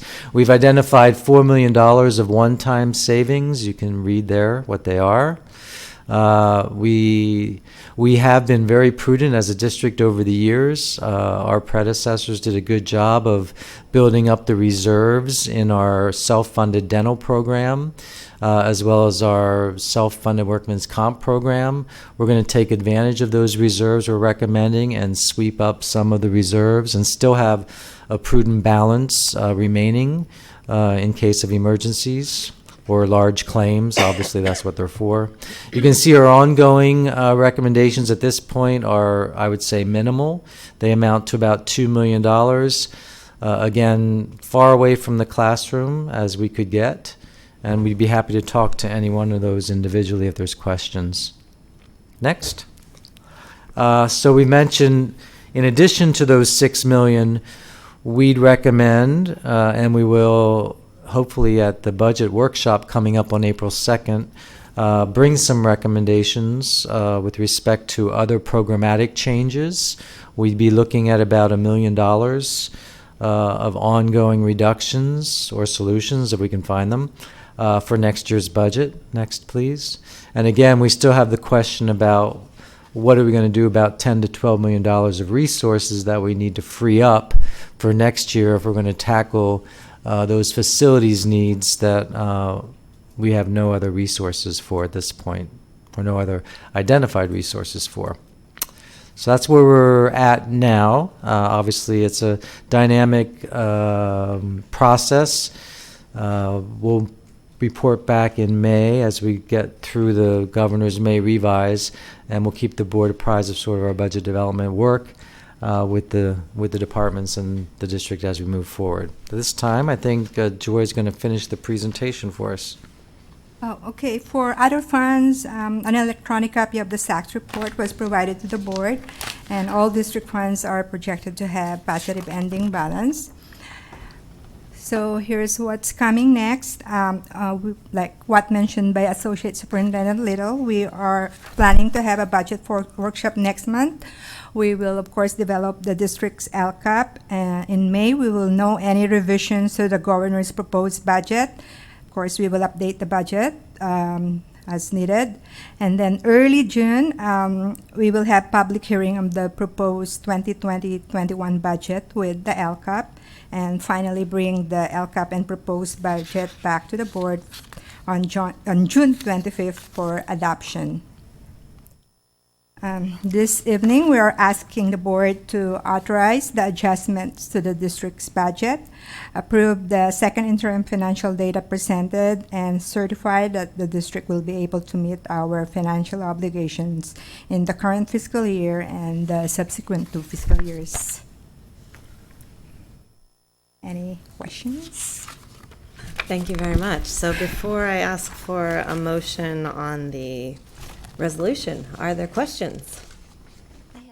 I have just a question. So it looked like you guys did a good job finding $6 million of the $10 to $12 million we need to find. For the budget workshop, will you be bringing a bunch of different options for us to consider to try to find that other $4 to $6 million? I'll let the superintendent chime in as well, but the $6 million actually is not part of the 10 to 12 million that we need to find. So the $6 million was just to plug the hole, right, and help with the structural deficit. So we will bring, and we're hoping to get some direction from the board this evening, I think, with respect to what you might want to see. But we have identified programs that we will bring forward with respect to data and some recommendations, but we certainly entertain any ideas you have as well. As Mr. Little expressed earlier, with the failure of Measure P, it creates another huge deficit that we need to start looking at where in our general fund that we need to make cuts. And as I said in other various talking engagements, I've shared that there's not a lot in our general fund. You know, Poway Unified does a really great job, but we're the lowest funded district, so we don't have a lot to budget. But what we do have to budget, most of it, all of it, is in people and programs. And so at the budget workshop, we'll bring ideas of what we have, and we'll show you the budget that we do have, and where there would be recommendations for possible looking at some reductions and cuts or eliminations of programs. And so we have data that we'll pull together for the workshop to show you what those costs look like, the impacts to the district, and go from there. I wanted to ask the question because when I look at the priority 1 projects in the master facilities plans, it looked like $60 million to me, which is $20 million over the next 3 years, not 10 to 12. Right. The total for the safety and security projects, I think, was $54 million in the FMP. And of that $54 million, I think about half are priority 1 projects. And priority 2 projects might be things like shade structures, right, which are not So you're kind of breaking the priority 1 projects into priority 1 and priority 1.5. That's correct. Okay, that makes sense to me. My other question, and I know you probably don't know the answer yet, it's rapidly evolving, but we're basing our budget on a 97% attendance rate, and we get funded based on that, and our COVID-19 ADA effects are unknown at this time, and I'm thinking that as a board, if we know elected officials in Sacramento, we've got to be screaming for waivers this year. We can't deal with a substantially lowered attendance rate and substantially lowered funding based on something that was absolutely out of our control. We've got to be talking to our Sacramento officials about that. We need waivers all over, up and down the state, I'm sure. Maybe base it on last year's attendance rate or something. It's going to be impossible for us if we drop substantially. It's true. And may I add something, because I forgot to mention. Yeah, you're right. So like this year in 2019-2020, we used 96.9%. And as of today, we tried to calculate, we are only at 96.7. So that's 0.2% difference. And not considering the coronavirus outbreak, it could be lower than 96.7%. Yeah, so to that point, in our delegate assembly meeting, that is something that we brought up, and we put it through our CSBA representative, and she is definitely bringing it up to the state through CSBA. And with our legislative action day being canceled, we're working on personal communications with our elected officials to work on this issue. So it is ongoing from one angle. Of course, all angles are welcome. Parents, you can also write to your elected officials and tell them that this needs to happen. Thank you. Sounds like we have the right representative for our delegate assembly. Thank you, Dr. Patel. Any other questions or comments on this? Yes, Ms. Akins. Going back to slide 10, I was just curious about our carryover balances, how many of the expenses match the carryover except for the low-performing block grant. I was just curious if you knew why or where that money is, if it's still there or where it's going. I'm sorry, I didn't really get your questions. Can you repeat it, please? Wondering why the low-performing block grant didn't match the expenses and the carryover didn't match? So our funding that we are entitled to receive was 1.4 million. We did not spend it in 18-19. It's being carried over. And the plan is to spend it over 3 years. So the expenses and encumbrance is only 513 because we want to spread it and spend it for 3 years. You're welcome.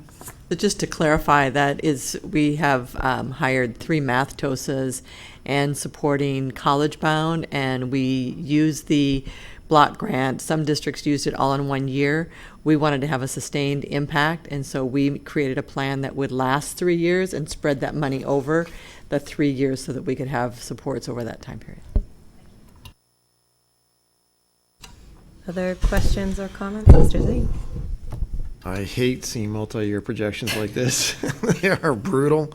The only comfort I can take out of it is knowing how much they change year to year. Mm-hmm. And to use your words, that these are very much pre-budget development work numbers. Several of us up here have often said that there will be some tough decisions to be made, and we can't continue to kick the can down the road on it. And so I do anticipate that the upcoming budget workshops will be difficult, and we may not, because of calendar and other reasons, be able to make the kind of cuts that we need to make as a district this year. But I would expect that the district would see significant cuts in 21-22. Motion to approve. There's a motion by Mr. Zane to approve the resolution. Is there a second? Second. All right, on a motion by Mr. Zane, a second by Dr. Patel. Is there further discussion before a vote? Ms. Akins, you have a preferential vote. Aye. Thank you, and all in favor? Aye. Any opposed? All right, that's 5-0. Thank you. Thank you.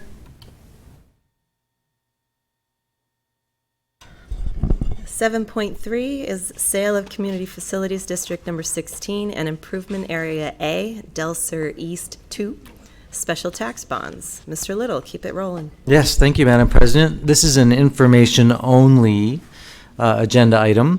This evening, we're going to present information related to special tax bonds, primarily for 2 reasons. One, to reimburse the developer for costs associated with infrastructure projects over the past umpteen years.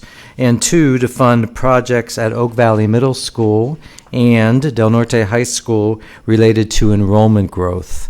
As you know, the California legislature passed the Mello-Roos Community Facilities Act of 1982, providing a method for local governments to fund public facilities and certain services and infrastructure, particularly in newly developing areas. In 2014, at the request of this particular landowner, the Poway Unified School District formed CFD number 16 for school facilities and formed Improvement Area A for city improvements and infrastructure. And with that formation, the board determined the necessity to incur bonded indebtedness to finance the acquisition and or construction of school facilities and a portion of the cost of the acquisition or construction of city improvements. So this evening, we're going to hear our financial advisor for special taxes, Mr. Adam Bauer, who's with us. He'll begin the presentation and obviously answer any questions at the end of the presentations. Again, this is just a first reading of the legal documents and info on what we're doing. Well, good evening, and good to see many of you again, and also some new faces. So Mr. Little has covered what we have detailed on slide 1. Essentially, developer asked to have this CFD formed, and we are honoring the mitigation agreements that we entered into with that developer. Mr. Little also covered what we see on slide 2 here, is there's an improvement area formed, but also a CFD formed. This is to segregate the different facilities being funded here The 24.805 amount is associated with city facilities, and the 16, and that's reimbursement. The part 2 here on your right, that's associated with school district facilities, and which would be funded and available for school facilities once the transaction closes. We've walked through this several times before, but we've always tried to keep it here to remind anyone in the audience or the board about the different roles that are served. There's quite a few members of the finance team. We do have 2 other representatives from BB&K here. That's the Bond Counsel, Best and Krieger. We have Warren Dibben and Nora O'Brien, who also here to answer any questions as well. So when we look at doing CFDs, there's multiple. We look at doing any kind of bond sale. There's many different ways, or several different ways to do bond sales. You can do a competitive bond sale where you don't have an underwriter in advance and you bid out the bonds. Oftentimes geo bonds are done that way. Melleroos or CFDs are typically not done that way. These are much more unique and you don't have the whole district boundaries. So for example, if you have all the properties within your district within a geo bond, they're responsible for a very small portion of the debt service. Whereas CFDs, you could have it spread across just a few hundred homes, which would make up a very large portion of the principal and interest payments, and investors recognize that. And so investors need to be brought along and explained what this CFD is like and why it's credit worthy for them. Oftentimes CFDs don't have a credit rating, whereas general obligation bonds almost always have at least 1, sometimes up to 3 credit ratings, whereas CFDs typically do not have that. So an underwriter seeks out investors that they know have purchased these types of CFDs in the past and starts to work to line them up in advance. We also have some flexibility on timing. These are considered lower rated than or non-rated, and whereas geo bonds are often highly rated. And so the idea that we can get in the market when it's right for us is important. So we have that as bullet point 2. Also, item 5, if you ever do move a competitive sale, you do need some noticing. Whereas with a negotiated sale, underwriter can just simply call up their investors and say, today's our day, let's get it done. So we have those little pins there kind of in the middle of the screen. We're trying to detail where your the CFD and improvement area are, and we show that a little more detail in a moment. Here we go. In purple, show the boundaries of them. So when we're doing a lot of refundings for you in the past, we were showing some of the key statistics associated with bond transactions. I think it's really important that you're doing 2 readings or a moment now and coming back in April. One is everything I'm telling you today is very different from what I would have told you a week ago. We actually pulled 2 deals from the bond market this week because there was no buyers for them. So when I tell you the market is this, I'm telling you that as an estimate. I don't really know where the market is right now. And so the fact that we have 3 or 4 weeks to monitor this and come back and explain it to you, again, I think is important. But when we prepared this presentation, here's what the market was. The 10-year treasury is at 1.55. That went down to 0.4. It went back up to about 0.8 right now. But we typically track the 10-year treasury for your type of debt. We are not tracking it now. So when we try to say to investors, I know what a 10-year treasury is at 0.8, therefore this credit should be here, they say, okay, we're not buying. That's how bad it was this week. But by the time we come back to you, I think that'll be ironed out and we'll have a market and we can talk about that. But the true interest cost at the time was 3.16 and the final maturity was 9/1/2049. So just a little less than 30-year debt. Here we show, I've talked a bit about what this is. We're a bit vague on project fund, that's city reimbursement. Debt service fund. In the past, I've talked to you about either having a surety, which is an insurance policy, or cash held on hand for about 1 year's worth of debt service. And that's what that debt service reserve fund is. Then cost of issuance and underwriter's discount. I walk you through that cost of issuance in more detail. And you'll probably notice that number is lower than what I showed you in the past. And that's because we're able to combine 2 series of bonds and get some efficiencies with that. And I'll show you that in detail in a moment. And here you are.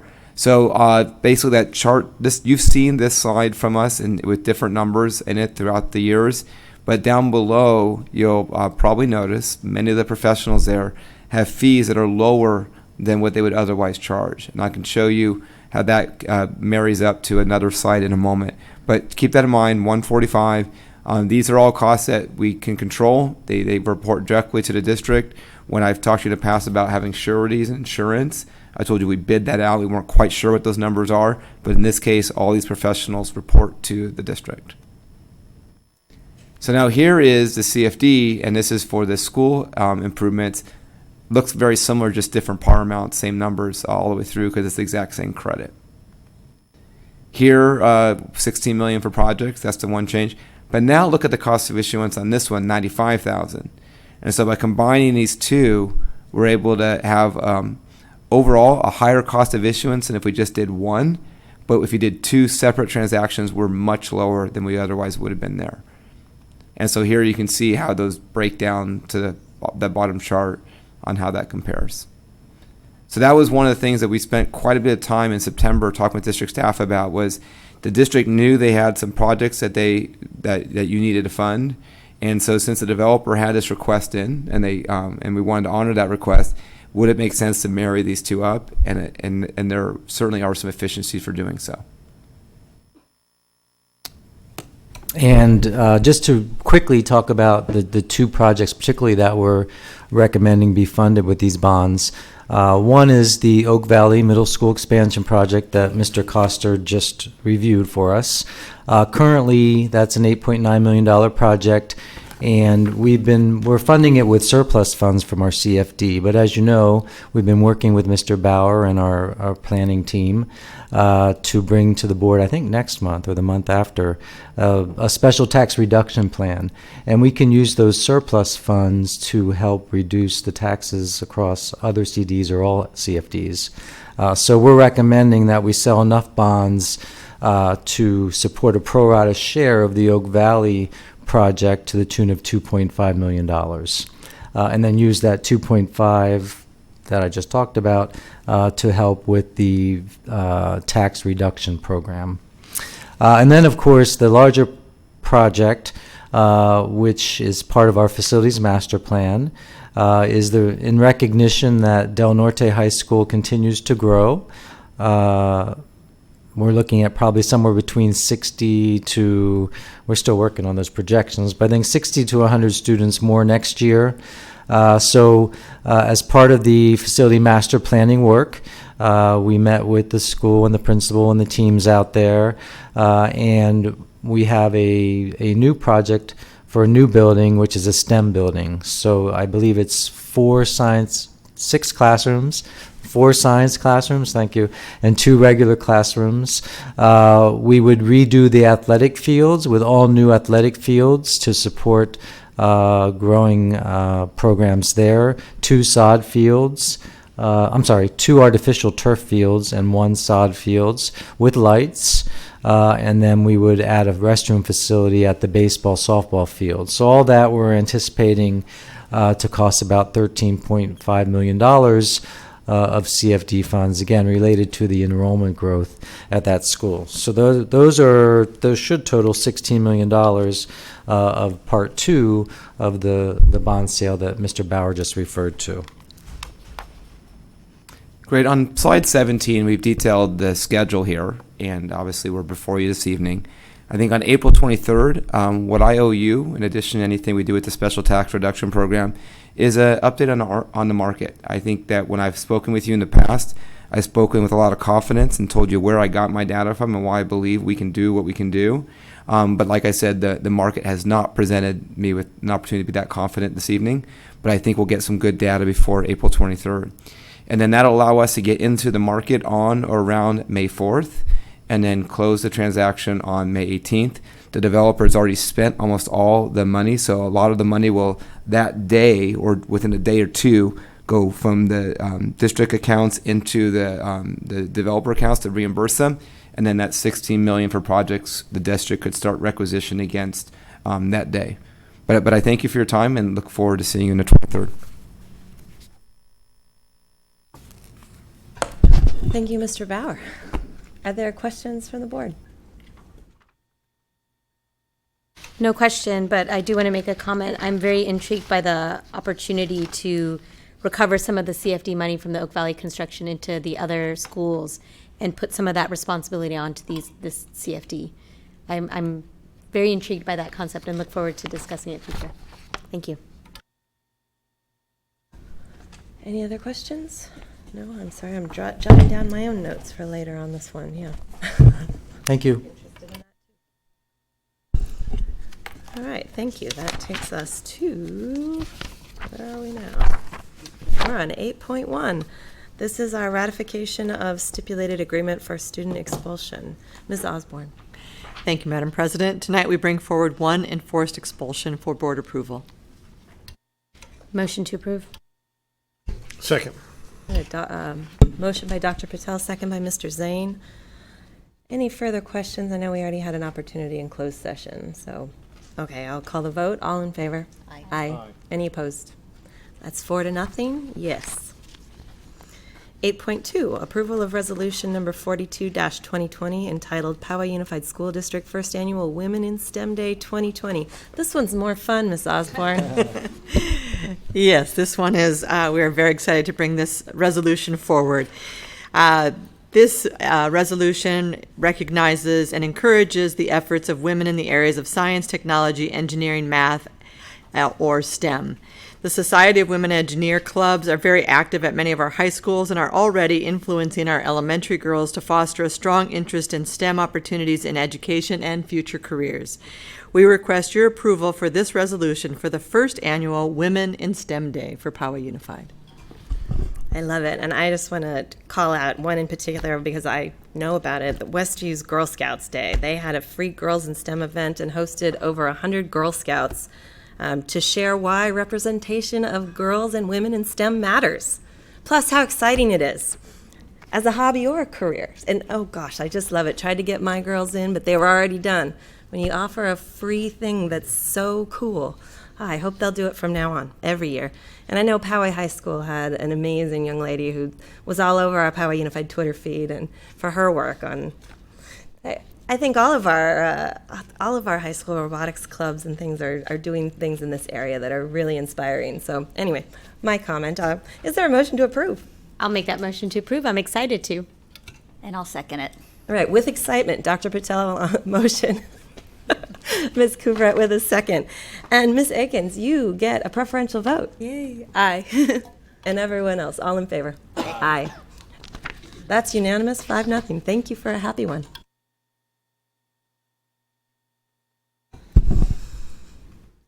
This is an information and presentation item, Caring Connection Center, agenda item 8.3. Ms. Osborne. Thank you. We are pleased to present information regarding the many services we are able to provide through our Caring Connection Center. I would like to thank Dr. Mercedes Hubschmidt for her leadership and dedication to these programs and our families. And tonight she will be presenting with our counselor, Veronica Ephraim, and our youth and transition coordinator, who will all three present us with information about Caring Connections and the Family Learning Center and Youth in Transition. Thank you all three for being here tonight. Oh, there you go. And we're live. Okay, thank you, Associate Superintendent Osborne. Good evening, Madam President, Dr. Kim Feltz, members of the board and cabinet. We are really excited to be here tonight and pleased to share with you the important work of our Caring Connections Center, which houses three very unique programs: the Caring Connections Counseling Center, our Family Learning Center, and our Youth in Transition program. Tonight we'll highlight each of our programs, beginning with our Caring Connections Counseling, headed by Ms. Veronica Ephraim. Thank you, Mercedes. Good evening. I am Veronica Ephraim, the counselor and coordinator at the Caring Connections Center, and I am honored to be here to share about our services that we provide. We are a free family resource center that serves TK through 12th grade students and families within Poway Unified. The students that are referred to Caring Connections are often experiencing difficulties being successful at school or at home due to several factors. Our goal during the family conference meeting is to assess the students' social, emotional, academic, and behavioral needs in order to develop an action plan to help them be successful at school and at home. And we provide resources and referrals to therapists as needed. The family walks away with an actionable plan and resources that they may need. As you can see on this slide, the supports through the Caring Connections definitely fill a need. Last school year, we received about 263 referrals, and this school year so far, we have about 166 referrals, and we anticipate more as we are approaching, the end of our school year. There are many reasons that we are referred, that students are referred to Caring Connections. The list on this slide highlights several of those reasons. Some of them may include like poor academic, difficulties at school, concentration, family changes and transitions such as separation, divorce, or any other family concerns or issues, depression and anxiety as well. And this next table highlights the different types of referrals that we receive through Caring Connections. As you can see, our top 5 referrals are 1, behavior support, 2, anxiety and depression, 3 are academics, 4th is anger and aggression, and the last one is family issues or concerns. I am also proud to share that through our Caring Connections counseling program, we have been partnering with our attendance and discipline office to support our students that may have behavioral concerns or expulsions. Families may access 3 free counseling sessions and an action plan development. The students and families that are often referred, to Caring Connections can have behavioral, issues and concerns such as physical fights, substance abuse, or other concerns that may arise when they're referred due to being expelled. Our goal is to eliminate any barriers and support the students most at need by developing an action plan, developing goals, and supporting them to be successful at school and at home. During our 2 to 3 hour family conference, families often share challenges. There are challenges that they do share.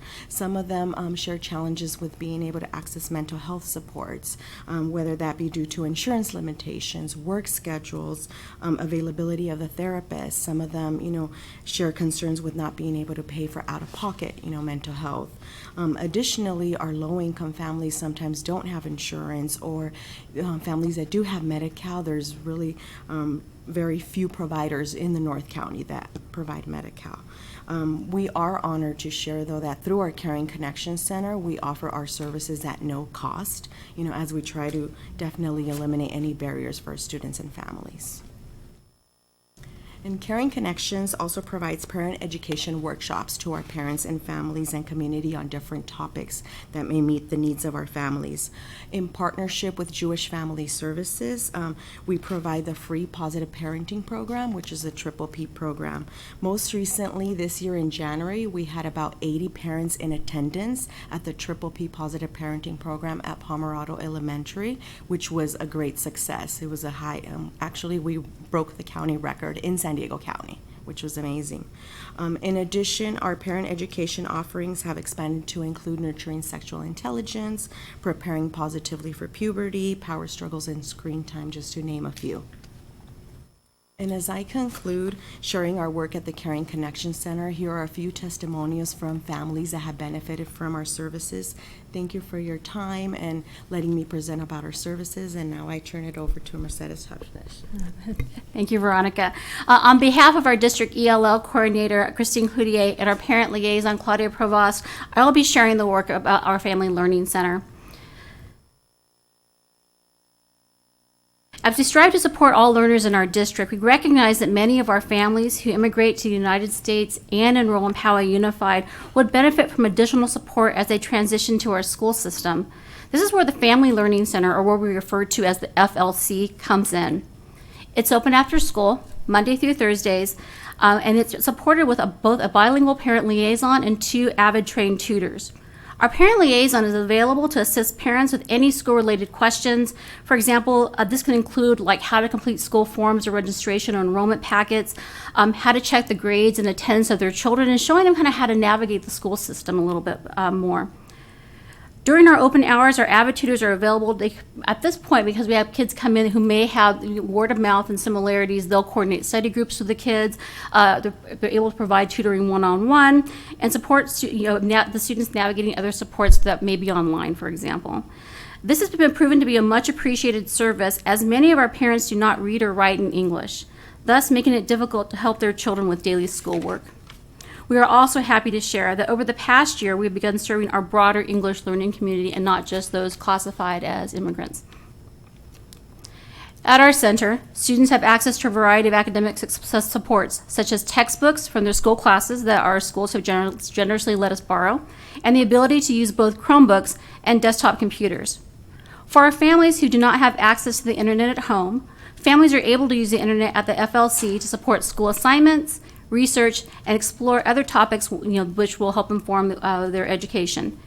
As we strive to remove barriers, we also provide availability to printers for printing class assignments and projects. We all know that literacy is important to all of us, and that research shows that children reading in their first language also promotes higher levels of reading achievement in English.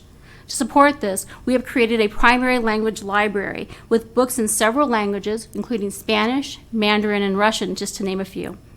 Families are available to check out those books to take home to use with their families, and we get very excited when we see families come in, kind of go through the books, get very excited about noticing that it's in their native language, and then being able to take it home to read later with their children.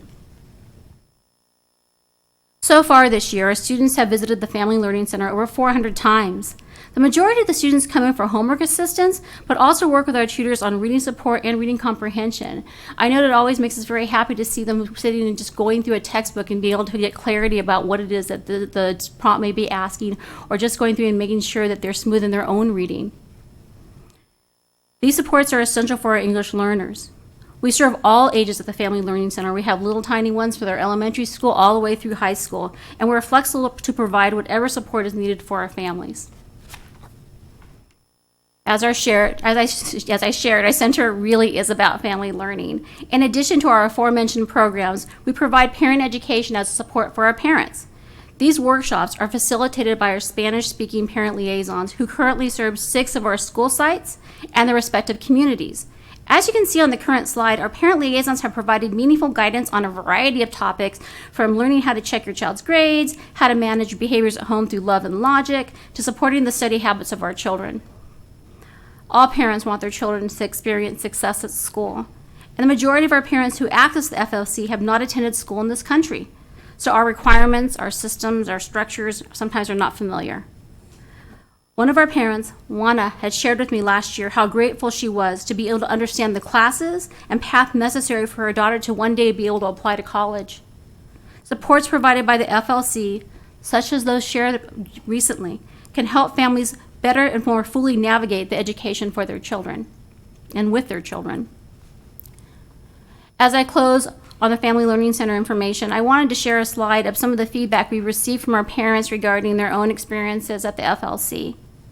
And at this time, I'm excited to introduce Ms. Katie Wu, our Youth and Transition Coordinator, who will share the rich work of our Youth and Transition program. Thank you, Mercedes. Good evening. I'm Katie Wu. I'm a proud Westview Wolverine. I'm also the Youth and Transition Coordinator, and I'm really excited to be able to get to share this program with you all tonight. I'd like to start by explaining how students become eligible.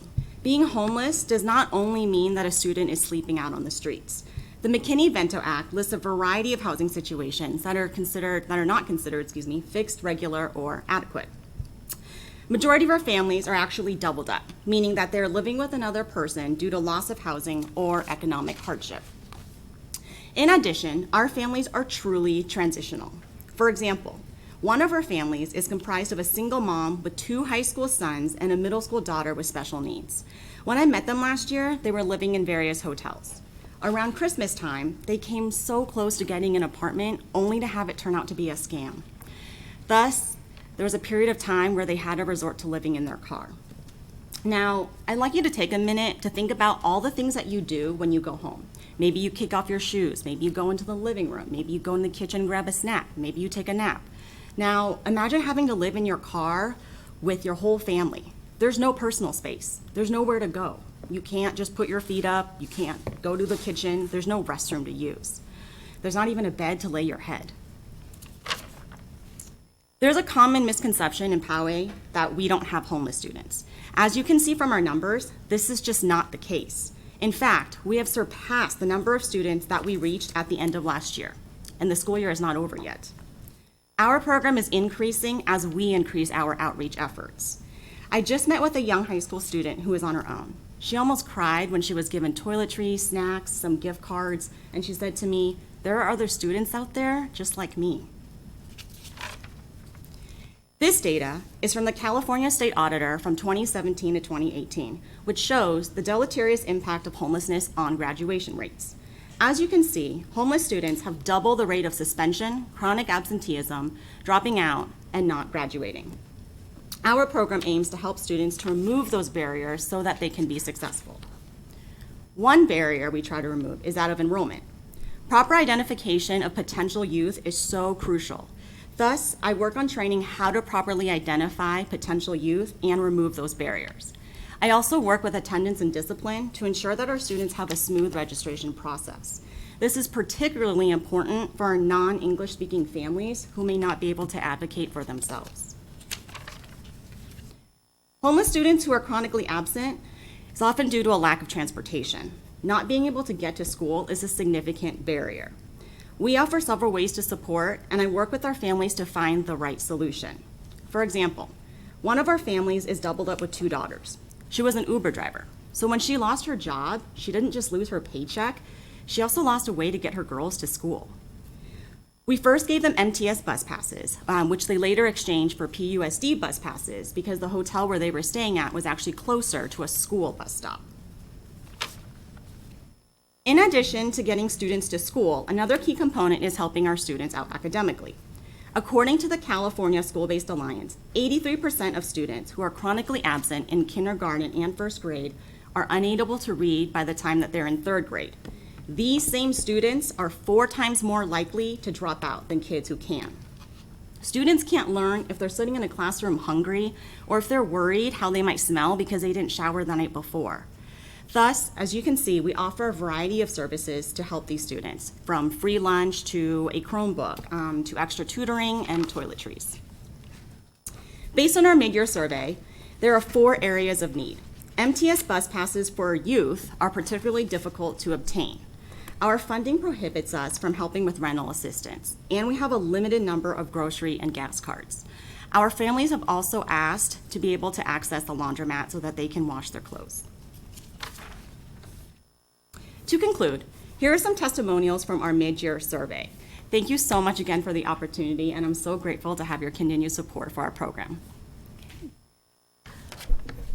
So as you can see, the Caring Connections team works together to provide many services to our families who may need additional support.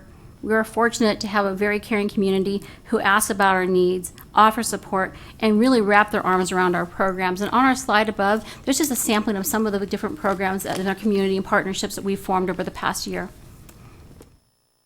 Please know how this on the web. Oh no. Please know how extremely proud and humbled we are by the opportunity to serve our families. Each and every student who walks through the doors of Caring Connections receive compassionate care and support to both remove barriers and ensure their ability to find success in Poway Unified. And as we close, we would like to invite you to our upcoming open house at the Caring Connection Center on Thursday, April 2nd from 2 o'clock to 4 o'clock. And on behalf of our team, we thank you for this opportunity. And right now, Katie and Veronica are providing you with invitations to the open house, as well as brochures for each of the 3 programs that we've highlighted this evening. Okay, thank you. Thank you all so much. This is wonderful. And I think we've just heard about 3 programs that we're really gonna, these programs serve people who are gonna be extra affected if and when we do end up closing our schools over COVID-19. This is something that we really need to keep in mind. If there was a way to keep them open, to continue serving these students and families that also keeps the rest of our students safe, it would be great if we could figure that out. You just highlighted 3 of the fantastic services that it's a small portion of our students who have to access it, but the ones who do don't have anything else. For me, that's important. Mr. Zane. First and foremost, thanks for all the great work that you do and taking the opportunity to get us up to speed on these 3 very important programs to the district and the students that we serve. Great work that you're doing. Ms. O'Connor Ratcliffe touched upon something that was going through my mind as well. It's somewhat sensitive, right? We hear, everybody's hearing now, COVID-19, the at-risk populations, the older people are talked about most, but there's also kind of a subtext conversation about homeless being an at-risk population. And while I imagine, it's just an assumption, the students that are homeless in our district are not necessarily the homeless like in downtown San Diego that are referenced in conversations about being at risk for COVID-19. I would like to see, I don't know what the possibilities are. I don't know if you can speak to the benefits of the new laundry and shower facilities at Abraxas and how helpful that has been. I would think that in light of everything that we're experiencing and seeing now, that a facility similar to that at each of our high school locations would be very beneficial. But what are you seeing? What are you having to do, if anything, just yet, specific to our homeless student population as it relates to COVID-19? I think right now what we've been able, so one, our families are reaching out to us, letting us know that they are concerned, because again, when our children who are have needs come to school, that's also their food stability. It's their free breakfast, their free lunch as well, and that to be able to access that and to have the possibility of not having it is, does concern our parents. So they have been reaching out. Katie and I are planning to meet tomorrow to talk about, brainstorm some ideas. Carol and I met, Associate Superintendent Osborne and I met this morning to talk a little bit about who we have also in our partnerships. For example, with Unite, I spoke with Joe Schreiber this morning to talk a little bit about some of the work that their group does as far as providing additional food. So we're looking at how might we access the supports that they may be offering, and then where, think about the logistics about storing, about how we distribute those different pieces. What's also challenging, obviously, is, sometimes we have the non-perishable foods. So for example, if we have canned goods or bags of lentils, beans, protein, if families are living out of a car, that makes it, however, if they're doubled up, sometimes with other families that they're living with, that's something that can usually resolve. But we have to be, in every case, and Katie can share that as well, we have to be very mindful, because there's not a cookie cutter case. They're all very different. And we mentioned our homeless. I also know that in meeting with our Spanish speaking parent liaisons yesterday, because a lot of our low income and some of our Spanish speakers work in like the food service industry, and as that slows down too. So there, I believe that the concerns are valid, and we are working on them together. Thank you so much for this. What you guys do is so important, because if someone's hungry or tired or scared, they can't care about algebra or history or things like that. So to get those fundamental needs met is huge. Mm-hmm. And I have a bunch of philanthropic groups that I work with that I'll be telling about you guys. So hopefully we'll increase some donations on that regard. Do you feel that these at-risk groups are able to find you? That they know that you guys exist well, that it's being publicized, or is there other ways that we can further bring attention so that the people who need to find you find you?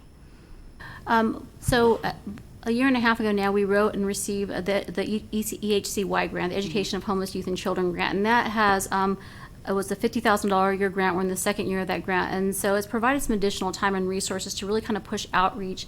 I know that we have spent some time with our counselors about identifying those. We met again with attendance and discipline last week about enrollment, things to be mindful of when families enroll, cues that might alert them to, hey, this family might need, because sometimes we also know that there are families in our district that may double up just for convenience or because of family situations, and so we want to be just very careful and sensitive to how that is. We are, as I mentioned, we send out emails to say, hey, this is a program that might benefit you.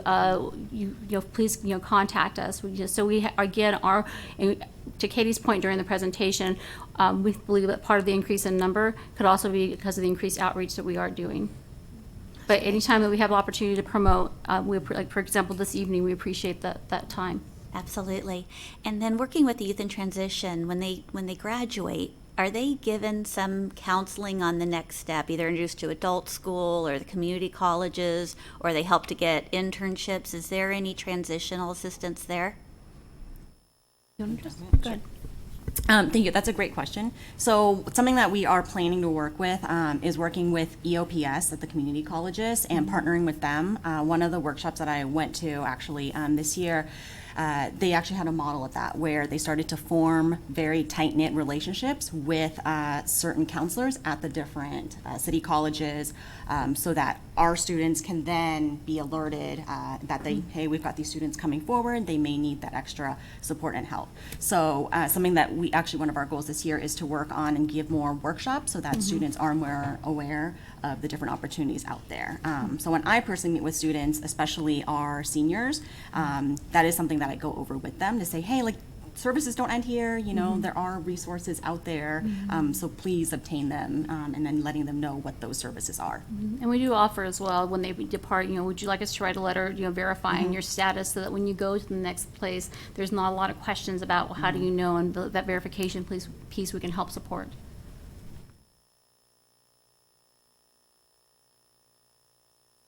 I just want to thank you for all your hard work. This is the work that matters. It's going beyond education. It's giving these kids a childhood that's right and proper. So thank you very much for that.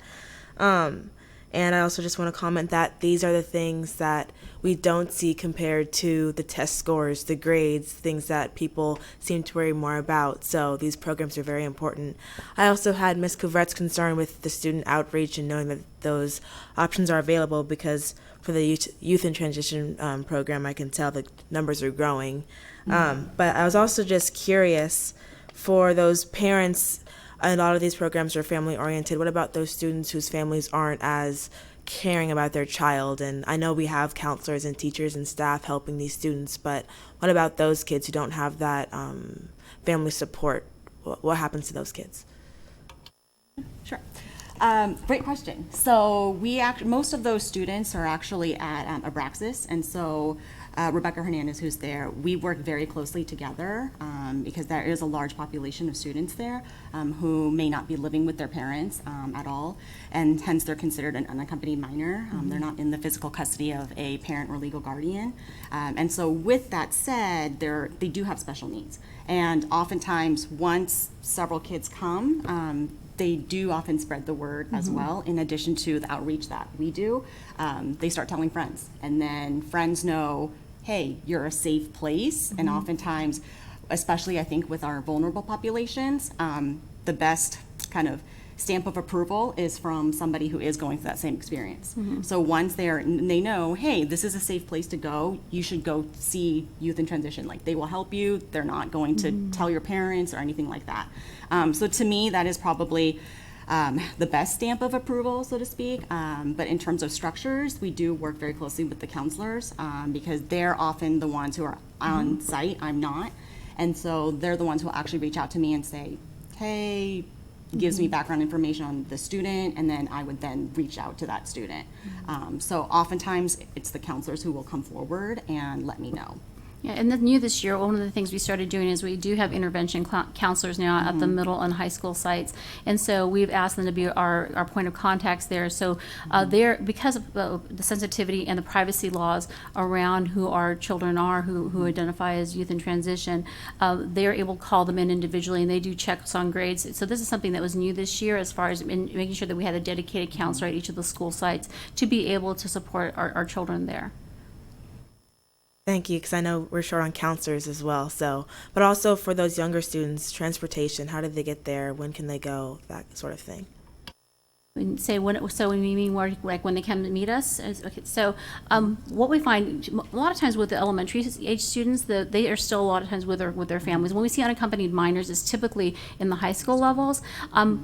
So when they do come, we've even been knowing with our MTS bus passes. So sometimes if they have no vehicle at all, you'll see they'll ask for 2 bus passes, one for the parent, one for the child, because we don't want a child by themselves on the MTS, you know. And so a lot of times when we see the teeny tinies, they're usually with a parent or guardian of some sort. I have a couple questions. Thank you very much for your presentation. I've been following Youth in Transition very closely over the years. I have seen it grown, and I'm very proud of your work. I think we're doing very important work here. And the other programs I actually didn't know as much about, so I have a couple questions. For the referrals and the caring connections, do you accept only district-related referrals, or do you accept people that are doing self-referrals once they find out about the program? Yes, definitely self-referrals too. So a lot of the referrals that I get, as Mercedes and Katie were mentioning, are the school counselors because they're on site, so they know and they're working with their students, so they refer a lot. But definitely also not just the school counselors, administrators, teachers, and self-referrals. So parents that contact me, directly. So yes, we definitely accept referrals from Because I can't everyone. imagine a situation Yes. where someone goes through it and then tells their friend, hey, you need to go there. Right, without right. necessarily a counselor or an Yeah, adult no, noticing so that there's a we problem. Definitely have self-referrals too. Excellent. Yeah. And then for the FLC, where is that located? And is there any opportunity for hubs in other locations? So the Family Learning Center that we provide for our English learners and immigrant families is all three programs are housed in the same building over at the Twin Peaks Center. And so in the very first slide, you saw it says Caring Connections. So all three programs are there. It is the only one, I believe, essentially for English learners. And when we by the good grace of Kathleen Porter inviting us to have the center there, it was convenient in that we had a bus stop right in front that was both for the school bus and also for the MTS bus dropped off there. So we're able to serve, and that was at the time majority of our Spanish-speaking population. I believe Mount Carmel also has a study center, but it's a little bit different structure. But however, it's Mount Carmel. It's a collaboration of Black Mountain Middle, Los Penn, Mount Carmel, and it's housed right outside of Los Penn in a building there. So there are other study centers again in the district besides ours. So it's the Caring Connection Center is more than just a study center, while the Mount Carmel, Black Mountain, Los Penn is essentially a study center. They have is there lots of- slightly different, or is there similar services offered? They have similar services offered, and I think that one of the additional pieces that they have, I believe they have staff from the different schools going into volunteer. I know like Miss Sheila Hatfield goes and Husani Whitlock, the counselor, goes. There are different staff there on different nights to also support. Thank you.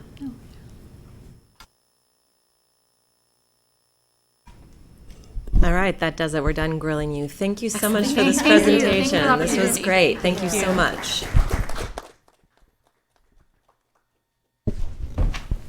And this brings us to 8.4, rescind prior approvals and ratifications of international student field trips.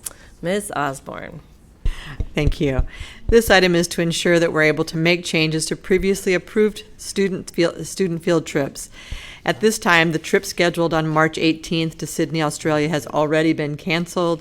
The host canceled that. In addition, some of the domestic trips that were scheduled this weekend as well as next week have also been canceled. However, as you know, this is a continuing changing landscape. We want to make sure that we are positioned to be able to make those changes and cancelizations as needed. The item from consent?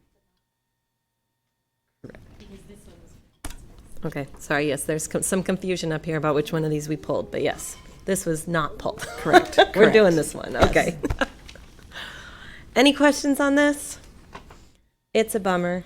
I know that my own daughter has not had an international trip, but a domestic trip that's already been canceled, and I was looking forward to Mount Carmel's play on Saturday night, and oh goodness. All right. Anyway, any comments or questions on this one? I think there are some concerns from family members out there, families in our community, about reimbursement and things like that. And I understand it's basically on a case-by-case basis in the situation and how it was booked and reserved and how far along in the process that is. And I'm sure parents, if you're concerned, you should speak with the coordinator of that trip. Take it back to your point of contact. That's what we're recommending as well, is to check with the host, and we had sent an email out earlier about checking on cancellation policies and so on, so that's what we're asking the field trip coordinators to be working through all of that. And assuming we can do this without Mr. Zane present, is there a motion to approve?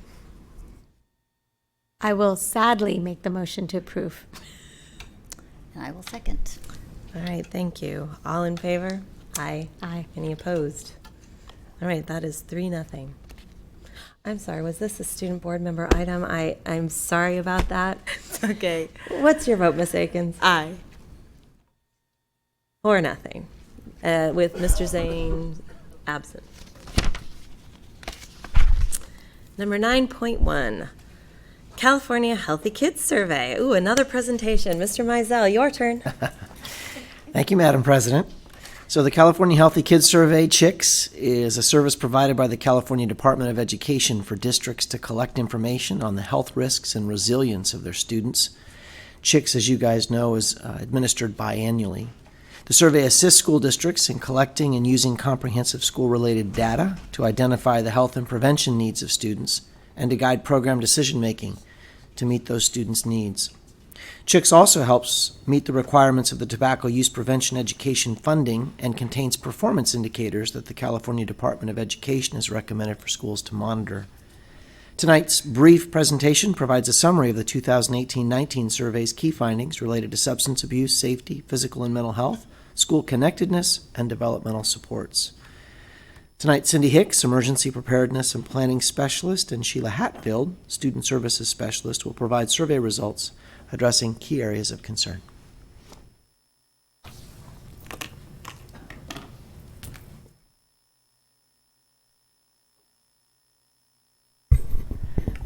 Good evening, school board members, Superintendent Kim Phelps, and cabinet members. We're here this evening to present a brief presentation on the California Healthy Kids from the 18-19 school year. This is done every other year, and we will be doing it again in the fall. Before we start, I'd like to make a qualifying statement. You will not have any comparison numbers because last administration, they changed the way we got parent permission. At 5th grade, it is still considered passive permission, and parents must say yes or no, I want my child to take it. The state changed or active permission, and the state changed 7th, 9th, and 11th grade to passive. So in order for a student to not take the survey now, a parent must send a handwritten letter through United States Mail to the district office specifically requesting their student not take the survey. So because we have a difference in the demographics of the students taking it, we cannot compare the statistics between the 2 years. So, how do I operate this?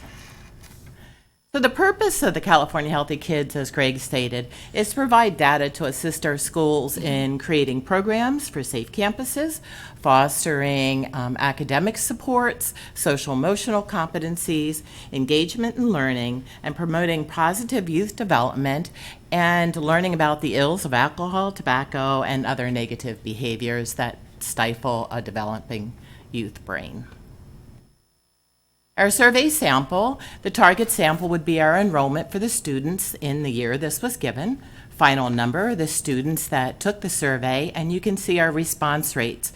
Poway is known up and down the state for having some of the highest response rates ever in the survey, even when we were active permission at the secondary level. We got quite a few phone calls, how do you do it, from other districts wanting to know what we did to get such high response rates. Okay, we're going to start with safety. And you can see our perceived safety at school. We're very fortunate that 94% of our students feel safe at school. We only have 6% in 7th grade, 5% in 9th grade, and 5% in 11th grade that specifically state they feel unsafe or very unsafe. NT stands for our non-traditional school, which is Abraxas High School, and there are no students at Abraxas that feel unsafe. Cyberbullying, I'm going to turn over to Sheila. Thank you. Good evening. So as we look at our statistics on cyberbullying, we're encouraged by the numbers that show up in the 0 times for never having been bullied. The percentages you'll see for both 1 times and almost the 2 to 3 times or more are pretty much identical. Students are learning that they can come forward and report, and they're also learning the difference between things like name calling and actual bullying. So then we want to move on to current alcohol and drug use. So this slide shows you our lifetime alcohol and other drug use. So one of the questions we ask the students is how much alcohol and or other drugs have you used over your lifetime? So it's from time of first onset through when they take the survey. And you can see once we hit 11th grade, we have what's the crucial years of brain development. Our adolescents are dabbling quite heavily, a quarter of them, in alcohol and marijuana, and not so much on the past 30 days or drinking and driving. We have worked very hard to get those numbers down. We're pleased to see that we don't have that many students that are participating, but we still have some work to do. I think you'll be encouraged by our current use numbers. Sheila? Yes, so if you look at that first line there, on the last one, Lifetime? on the lifetime alcohol and drug use, and see where those numbers are at, and then look at this next slide on the current.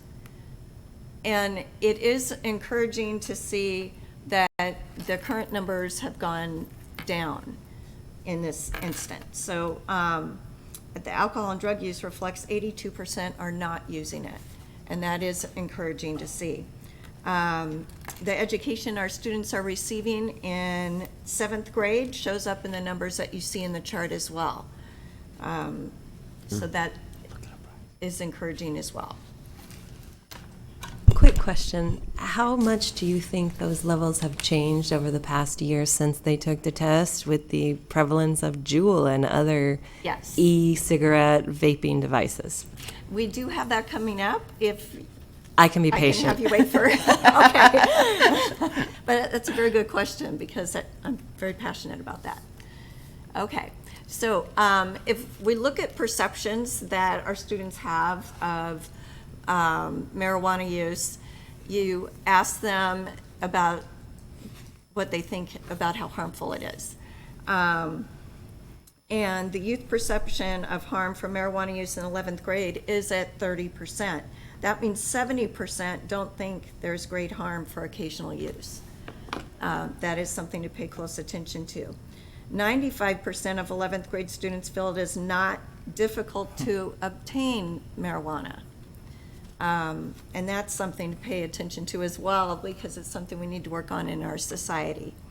The alcohol numbers are similar when you look and compare those. The ease of obtaining goes hand in hand with our 18% use that we saw in the previous slide. So then we do want to go into talking about tobacco. So having been an old salt around here for a lot of years, I am so pleased to be able to be the one to tell you about tobacco indicators. We have basically almost eradicated tobacco use on campus in cigarettes. Okay, so for the past 5 tobacco use prevention grants prior to vaping and this last one, cigarettes was our main focus. And as you can see, we have, according to the student self-reporting, wiped it out in 7th grade. We're at 0 use daily in 9th grade with very low occasional. And we're at 0 daily use in past 30 days at 11th grade. And we've actually reduced at our non-traditional school as well. So while we're excited to be able to tell you that cigarettes are on their way out, That's where the e-cigs come in. Yes, so again, October of 2018 was when this survey was taken. Based on not only my personal experience, but speaking with my peers at both the middle and the high school levels, these numbers don't look the same any longer at all. All the secondary student services specialists have needed to greatly increase the number of interventions at all of our campuses. The 18 months since this survey was taken, there's also discipline and suspension numbers that have increased exponentially. So it's a little bit devastating to see. As far as attitudes and what correlates, again, the harmfulness and the ease of getting it, when you look at this, the harm of smoking a pack a day or vaping several times a day comes across pretty clear. So education and the dangers are recognized by our students. Looking at difficulty obtaining cigarettes or vaping products, 94 to 96% think it's not difficult. And students will tell you that every day when you talk to them. It's really easy to obtain. In the middle and high school levels, we have been doing parent presentations, and during that, the student services presenters have been talking about ways that students are getting these devices and talking to parents about what they can do to help prevent youth from being successful in obtaining them. There are things that parents can do to step up big time. So working to constantly get more education out to our parents is important. So now I want to take a look at mental health. So we first look at chronic sad or hopeless feelings in the past 12 months. Again, working with my peers at the secondary level, there is a commonality that we are all seeing. Student services specialists have seen an increase in students seeking support for chronic sadness and hopelessness. So when you see the results on the lines referencing suicide, the middle school students are not asked those questions due to their age. So that's why it shows not applicable in that column. The numbers that are seen here are in line with what we see across the country. For ages 10 to 14, the numbers of youth suicide have nearly tripled in the last decade. And suicide is the number 2 cause of death for those that are age 15 to 24. And with that, I want to throw it back to Cindy for social emotional.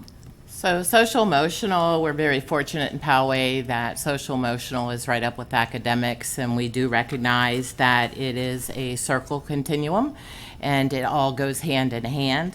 For developmental supports, we know that caring adult relationships, high expectations, and meaningful participation, students are more likely to report positive outcomes not only in academics but feeling safe on their campus, including attendance and connectedness to staff. These questions here are gleaned from the survey using multi-item scales. Some of the questions on caring relationships would be: at my school, there is a teacher or some other adult who really cares about me, who notices when I'm not there, who listens when I have something to say. Participation is covered under I help decide things like class activities or rules. I do things that make a difference. I have a say in how things work. And for high expectations, at my school, there's a teacher or other adult who tells me when I do a good job, who always wants me to do my best, and who believes that I will be a success. When you take those multi-item scales and put them together and average them out, you get your total school supports. And that's what we're seeing right here at the very top: 62, 57, 58, 75, and we are way ahead of the state. Looks like Abraxas is crushing it. There's something that everybody else can learn from what they're doing. Smaller class sizes. Yep. Small campus. Small campus. A lot more supports provided. The next slide shows the actual connectedness, academics, and parents. Again, these are our multi-item scales. School connectedness comes with, I feel close to people at this school. I'm happy to be at the school. I feel like I'm a part of the school.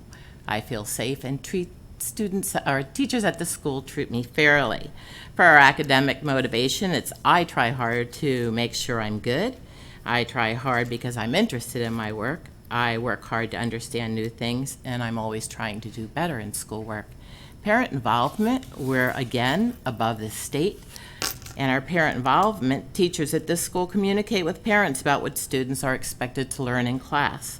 Parents feel welcome to participate at this school, and school staff takes parents' concerns seriously. Now, the school connectedness, it has increased in California in the second half of the last decade at the elementary level. It falls off greatly at the high school level. And in the 15-17 survey at the state level, in 7th grade, school connectedness was 28%. Poway's at 72. In the 11th grade, it was at 15%. Poway's at 66. I think everybody here should be commended for what they do, for the programs they support, and the things we are allowed to offer our students and parents on campuses. Any questions?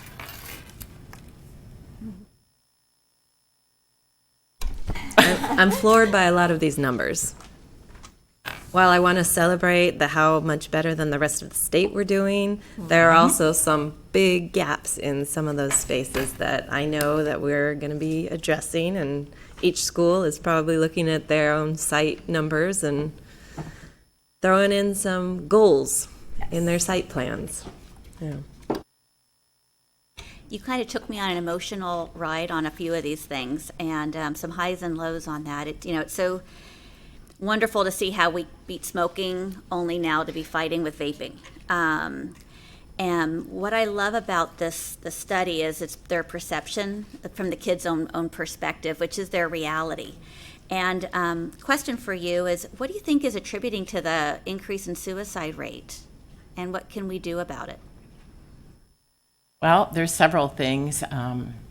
We actually talk about this when we have our middle school and high school student services meeting. A lot of it is family dynamics, deployments, financial, homelessness. Some of the students they're like little adults now. When we were growing up years ago, you had your childhood through high school. Now at high school, and please correct me if I'm wrong, Mariana, at high school now, they're dealing with problems you never would have thought of. And emotionally, psychologically, they're not wired yet to deal with some of the issues they're dealing with, divorce, abuse, human trafficking, high expectations, pre-planning their life when they're still trying to figure out who they are as a person. And when you do the research, all of those have and bullying is one of the biggest ones that has increased. Bullying is the direct correlation for the increase over the last decade in ages Social 11 media. through 15 and social media. Yes. I'd say that information Overload.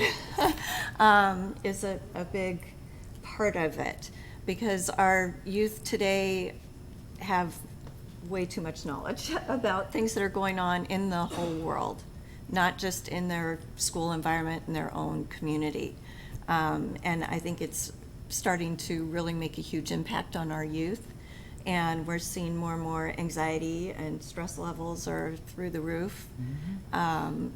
Students having panic attacks and things like that at school. So, it's something that we need to pay attention to and try and figure out how to change that. I wanted to say this is the second time I've heard part of this presentation, so I do appreciate it even the second time around.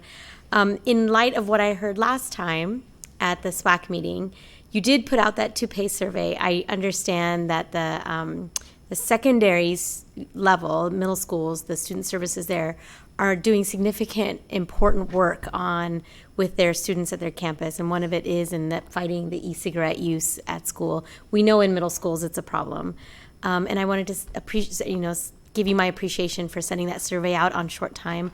I completed it. Thank you. Thank you. Because I know how important it was. Do you know what the response rate was on that from our community? Do you have a good? About 2,000. And was the that last number. sufficient to Yes, it was file sufficient your to be able to. grant application? The survey that went out is driving it's the needs assessment that is required for the tobacco grant that's currently being written that will be submitted next Wednesday. And it will be, again, to fund our middle school student services and extra hours for our high school. We work as a team, middle school and high school together. We feel that the articulation from 6th grade through 12th, and we're all on the same page with the same programs, and that we can build on what we start in middle school. So it's not repetitive in each grade level. So each grade level is defined and has their own programs that we work on, 6th grade, 7th grade, 8th grade. So it's always new, and we don't have the students going, ugh, this again. So we've worked very hard to create that type of system. Schoolers are not rolling their eyes. How do you do it? Oh, they still roll their eyes. I'm not going to lie. Thank you very much. I appreciate your presentation. Thank you. These numbers are sobering, to say the least, no pun intended. A couple quick questions on the connectedness aspect, the school connectedness, right? You gave the comparison, of course, between the state and Poway Unified, but is that clarify for me, is that the parental connectedness to the school, or is that the student connectedness to the school? That's the student. The student connectedness. Okay. The parents comes under, this is the student. So when I feel close to people at the school, that's student, and the academic. So your 20th slide is all student responses, except for the one that says parent involvement. The other observation having to do, like Mr. Connor Ratcliffe said, that Braxis appears to be crushing it when it comes to caring adults in school and total school supports, which I'd also argue is probably why they probably need it the most when you look at the 62% feeling hopeless in the past 12 months, 40% suicide ideation in the past 12 months, 1 in 3 suicide plan in the last 12 months. As well as our higher numbers in drug and alcohol use. Yeah, it's just amazing. So, I mean, in countless ways, these numbers make it clear as day that the staff and counselors at Abraxas are doing the Lord's work in keeping our students there with us. Which is why they were just awarded Model Continuation School. Yeah. So, thank you very much. Thank you. Thank you. Thank you very much. And with that, we're going to take a 5-minute break. Seriously, 5 minutes. No more. We're coming back, okay? All right. You guys ever take a break?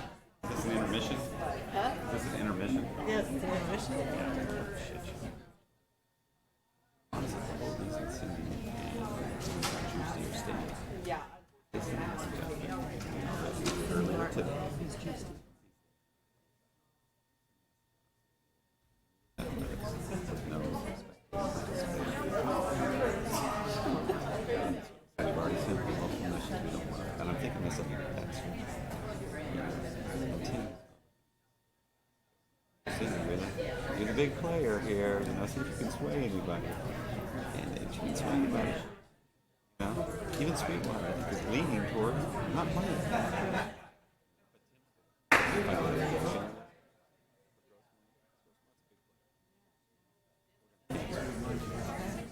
going to allow their teams to practice and try to keep it. I want to practice with against if I was like, nope, no practice. Just went through. Really, she was adamant. So, Carlsbad was adamant. Oceanside was adamant. Yep. San Marcos was adamant. So he was going through, and San Diego was the only one.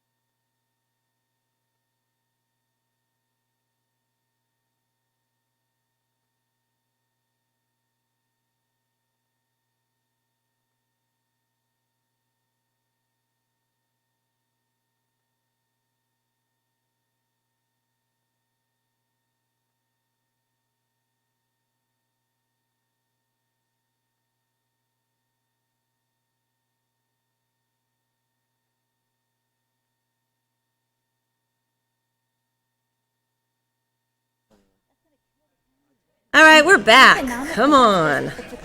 11.1 is select 2 board members for the 2020-2021 Student Board Members Selection.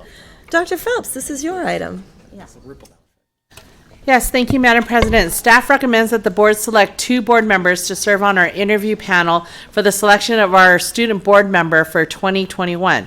Applications are due on March 31st, 2020, and final candidates will be interviewed by the 2 board members, the outgoing student board member, and the superintendent during the first week of April.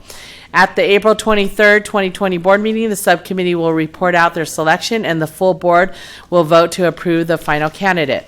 We've moved the process up earlier due to recommendations from our current student board member, Ms. Mariana Akins. And so we moved the process up earlier so that she had suggested that it would be good to have some a little longer transition period so that she could work with the incoming board member. So with that said, we'd like to ask that the board recommend 2 board members. All right, we know we got Ms. Akins on the panel. Board members who are interested. I, as usual, am very interested. And I'd really like to do it this time. And I will keep my interest to myself and say that's great. So, Mr. Zane? I think I'll be very interested next year. All right. I just want to say Or I are hit you it out of the being park very with Ms. interested but Akins last polite? time, so you guys have some work to do. All right. So let's drum up some fabulous applicants while we're at it and make your jobs easier, guys. Okay, so I'm seeing, I'll make the motion that we select Dr. Patel and Ms. Couvret to our board member selection committee, student board member selection committee. Second. All right, on a motion by O'Connor Ratcliffe, second by Mr. Zane. We get our preferential vote first. Aye. You can work with them? All right. Everybody else? Aye. Okay, that's unanimous. Thank you. Good luck. 12.1 takes us to board member reports. We'll start down there on the end with our student board member extraordinaire, Ms. Akins. Thank you. Good evening and happy Women's History Month. It has been a busy last few weeks since we've last gathered here at the dais, but I am excited to share that PUSD schools had a great celebration of Black history and culture as schools exited the month of February, and students, staff, and administrators had a well-deserved break during ski week. Mount Carmel and Rancho Bernardo High School both had busy Black student unions on their campuses, and staff was able to beat the students in BSU's Staff v. Student Dodgeball game on Friday, February 28th at RVHS with a little help. Numerous elementary, middle, and high schools honored significant African American figures on their morning announcements or around campus with beautiful posters. Our elementary schools had a blast celebrating Dr. Seuss's birthday on March 2nd, and I was able to see TKers at Tierra Bonita Elementary School eat green eggs as I read them a few of Dr. Seuss's classic stories. It was really cute to see the kids and their bright smiles on their faces. I hit the polls for the first time on March 3rd, and even though we did not get the intended outcome we hoped for regarding Measure P, I am hopeful that better educated and optimistic voters become in regards to the bond measure, reasons it's vital for our schools, and the very new reliable leadership of our district will help the measure pass in November. On March 5th, I was able to tour San Marcos High School and talk to students there regarding things they take pride in about their campus and what works great for them. It was a pleasure seeing how gorgeous their campus is, and I definitely learned a thing or two that I think would be great for students or for schools in our district. On March 7th, I was able to attend the Association of African American Educators annual conference with Ms. Osborne, Black Mountain Principal Scott Corso, and Bernardo Heights Principal Marie Gallas, and it was so lovely to see such a great turnout of teachers and administrators who genuinely care about improving the focus on their African American students. I believe it was a great conference for people to truly understand why the "I don't see color" excuse is no longer valid for minority students in schools. Too many times people are showed grades and test scores statistics that place African Americans last, but those same statistics do not share how the largest percentage of students who get suspended, who are homeless, and who are in the foster care system are those African American students. those students who also do not see people who look like them in their classrooms or in their administration. It was a pleasure to be asked to speak on the student panel at the end of the conference, which was a surprise to me, but an honor nonetheless. And last weekend, high school peer counseling programs had their retreat, which tackled mental health, grief, and addiction to bring back to their schools to help students on their campuses. The Superintendent Student Advisory Council held their first ever Poway Unified No Place for Hate conference yesterday, where elementary and middle school students were able to learn about the significance of being an upstander and learn when they see something that's not right, they should say something about it. We had a few surprise schools show up yesterday, but we were able to compromise, and it was a joyous event, and all the hard work and compromising that went into that event was without a doubt worth every bit of sweat and stress. Those Westwood girls earlier that presented were in my group, so I take credit for their excellence. And just last night, 3 PUSD students, Emily Bildsma from Poway High, John Osika Prada from Mount Carmel, and myself received a certificate of recognition from Mayor Falconer for our contribution to the ADL's No Place for Hate program and involvement in Poway Unified. It was such an honor to speak in front of the Board of San Diego County at City Hall and congratulate the ADL, Emily and John, for all their hard work. I most likely forgot an event or two that happened this past month. It was kind of chaotic for me, but I'll be sure to make up for it next month. And don't forget to sign up for the ADL's Walk Against Hate that's happening on April 25th. And I look forward to meeting with numerous PUSD middle and high schools this upcoming month to discuss the topic of reinstituting a beneficial homeroom for the upcoming school years with the new change schedule. Finally, and I look forward to sharing the results of those meetings with you the next time we gather here at the dais. And with that, I conclude my board report. Thank you. Well, I have signed up for the No Place for Hate Walk at every single school, and I'm going to somehow try to manage, my kids' 3 schools, between Westview, Mesa Verde, and Park Village, so I will see you there for sure. The work in the district never ceases, that's for sure, especially in light of what's going on right now. But I do want to highlight a few small opportunities that I did have to support the district in its work. To recognize some of the accomplishments, provide support through some challenges, and participate in a few small events. While my board report will be brief, you can always look at my social media to see more details if you like. This month, I attended both the countywide Superintendents Appreciation Dinner as well as the PTA's 9th District Annual Meeting. I believe some of my colleagues were there too. Maybe they'll expand in their board reports. I'll keep those details brief. Both were opportunities to recognize the outstanding work going on in our neighboring districts as well as highlight individuals within our own district. I had the pleasure of participating in the Pomerado Elementary School Read Across America thanks to the invitation from the librarian Allison Thompson. I love these opportunities to interact with our students and to see their reactions when presented with new material. It's very fascinating. I was beaming with pride during the Western Association of Schools and Colleges Accreditation Commission visit to Abraxas High School.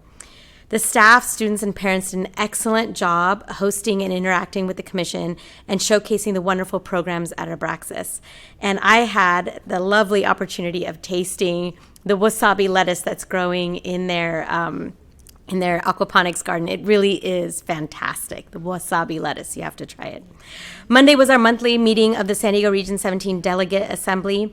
Rather than the typical meeting which is held in the county office boardroom in the evening, we met at the Encinitas Farm Lab and Dreams campus and learned all about the innovative indoor and outdoor educational programs offered at that campus for all of the students in Encinitas Union. I left feeling very impressed and inspired as both a board member and as a parent in our community. I feel like this is something we could strive for. Perhaps we could have done if our bond had passed. We also reviewed current legislation at the meeting and approved our nomination committee for officers. Just yesterday, I got to stop by and observe the Superintendent's Student Advisory Council's No Place for Hate conference that, as Mariana said, included middle and elementary school students. They spent the morning learning about what it means to respect others, not be a bystander, and speak out against discrimination. I want to close my report with sincere thanks to staff, and that goes all the way from custodial staff to teachers, counselors, all the way up to administrators that are working on this ever-evolving landscape of COVID-19. I want to also humbly thank parents for their continual, perhaps reluctant at times, patience with the district as we work through these, the state and county guidance measures and how they're continually changing. For the time being, the opportunity that we learned about today for implementing OCIS contracts for those families that choose to keep their children at home is a welcomed opportunity, I'm sure. But you know, it's a compromise essentially while people wait for further recommendations from the state and county. And I think our parents do appreciate all the continued communications with them and look forward to hearing more as the days go on. And I said I wanted to be brief. So with that, I will conclude my report. Let me show you how brief works.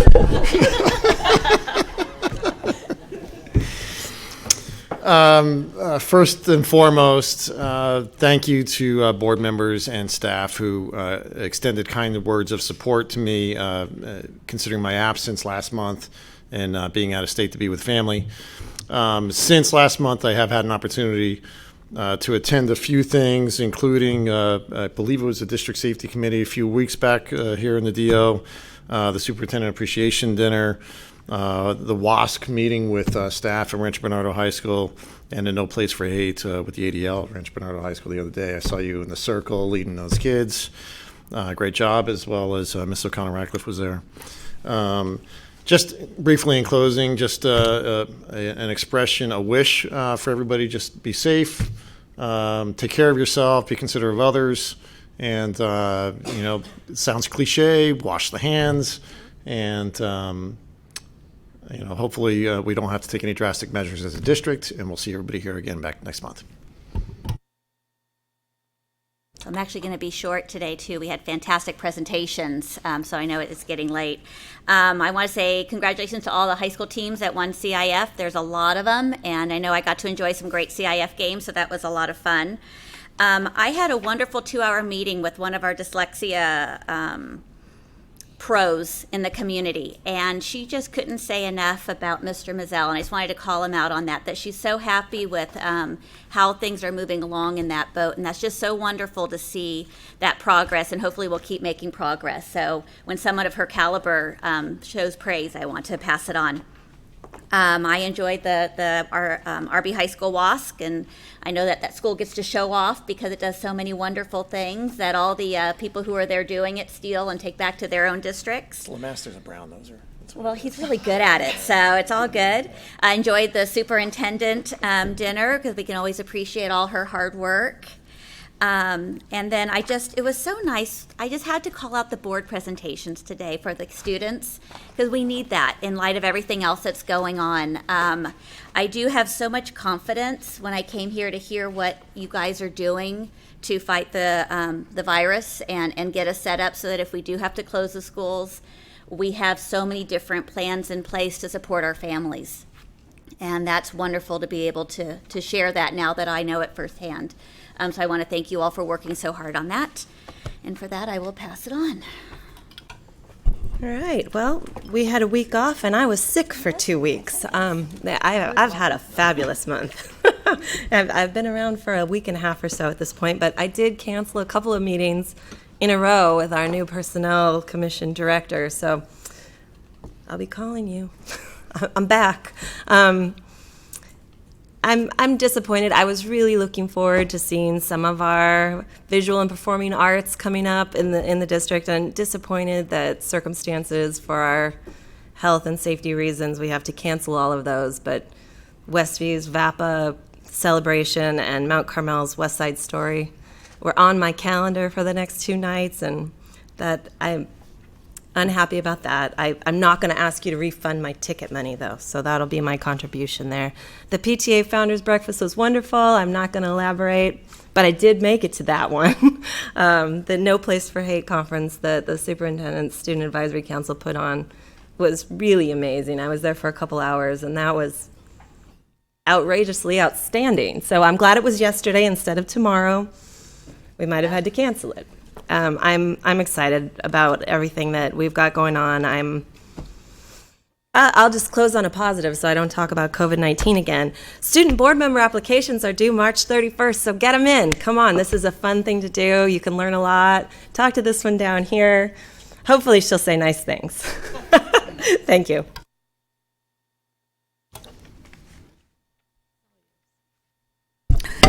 Thank you, Madam President. We have some recognitions to note to present to the board this evening. Please look at your board packet for full descriptions under 12.2.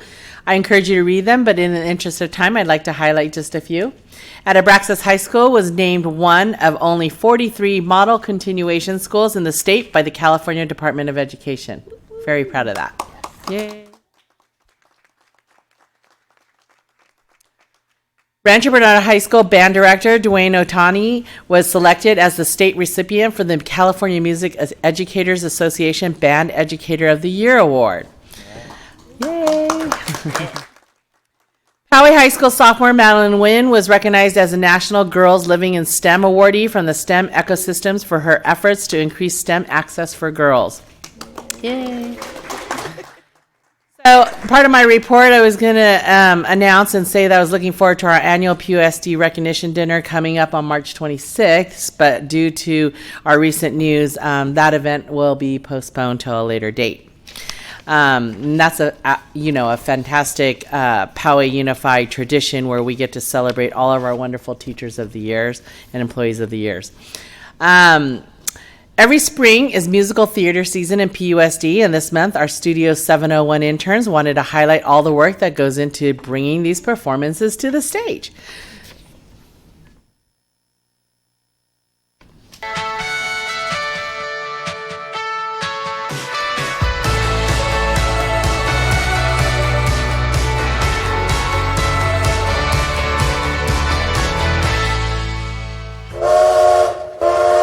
The sets, costumes, lighting, and music. When the curtains opened on Poway High's production of The Music Man, audiences were treated to a dazzling performance on stage. Springtime in the Poway Unified School District brings musical theater season, but preparation for these final productions started months earlier. This year, PUSC High Schools produced Kiss Me Kate, The Music Man, Mamma Mia, West Side Story, and Guys and Dolls. Del Norte High's Mamma Mia included students from both in the spotlight and behind the scenes. It's about a 2 to 3 month process, and rehearsals every single day from like 3 to 6. And then we get into tech week and production week, and that's until like 3 to 9 or 10, sometimes 11. So it's a lot of time.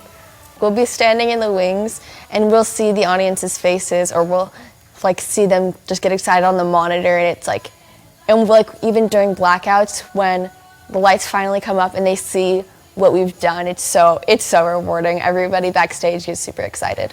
In addition to the time commitment, different departments must collaborate, from the pit orchestra to set designers and performers. This builds skills such as teamwork, organization, and perseverance. We're really lucky to have a big talent pool and very supportive families, and that's really key to have a successful program in any district. When everybody cooperates, it turns out to be a great experience. We've got kiddos who are actors and kiddos who are singers, and some who are primarily one or the other. And then, of course, we have a whole tech team, and those kiddos, we had about 20 this year, and they're doing all kinds of jobs. Moving the sets, helping with costumes, helping with props, doing this follow spot, helping with sound, all kinds of things. Then, of course, we have the whole pit, which is all band students. The career options related to musical theater can offer students a taste of potential future pathways. Having a scenic design shop allows you to test out, if you like woodworking, or if you want to go into lighting design or sound production, what you really have a passion for. And you don't have to worry that, going to college and studying this for 4 years that you may have made a wrong decision. You get to find out what you really enjoy doing beforehand. Students value not only the work they produce, but also the camaraderie among the cast and crew. Coming here, and it just offers as an escape with people that really care about you and want to support you, and you're all working together for the same goal. So like even if you have different views as other people, you're still working towards the same thing, and you all just want the best for each other. For the Excellence in Education series, I'm Isabel Damos, Studio 701.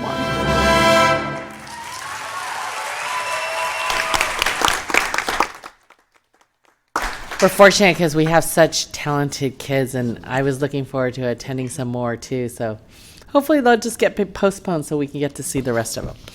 Anyways, I wanted to thank all of the board members and the administrators who attended the Association California School Administrators Superintendents Appreciation Dinner with me last week. Being a superintendent often can be sometimes a lonely and very difficult job, but when you're surrounded by such supportive board members and amazing, incredible staff, it makes this job so much easier and rewarding. March is Women's History Month, and this week in my column for the Pomerado News, I talked about how PUSD is raising the next generation of female leaders, including one who's sitting right up here on the dais with us, Miss Mariana Akins.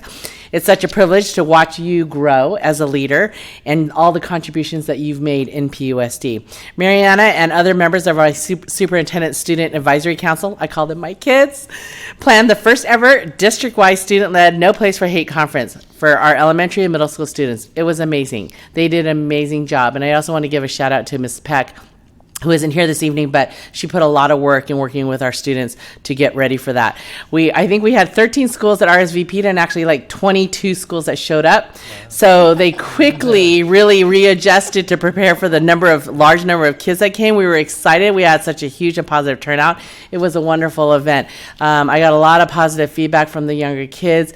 It was a great way for our high schoolers to model for our younger ones what it could be like, give them the tools to take back to their elementary schools, so that we can ensure that our kids grow up into our older grades, understanding the work around anti-bullying and bias so that it's well established for our kids as they get older. Last week, we received the news that, unfortunately, our voters did not pass Measure P, although I have noticed that it is kind of growing every day. But I echo some of the earlier comments and some of the concerns that were expressed about what it actually means for our district moving forward. Having to be this harsh reality, unfortunately, forces us to make some very difficult budget decisions.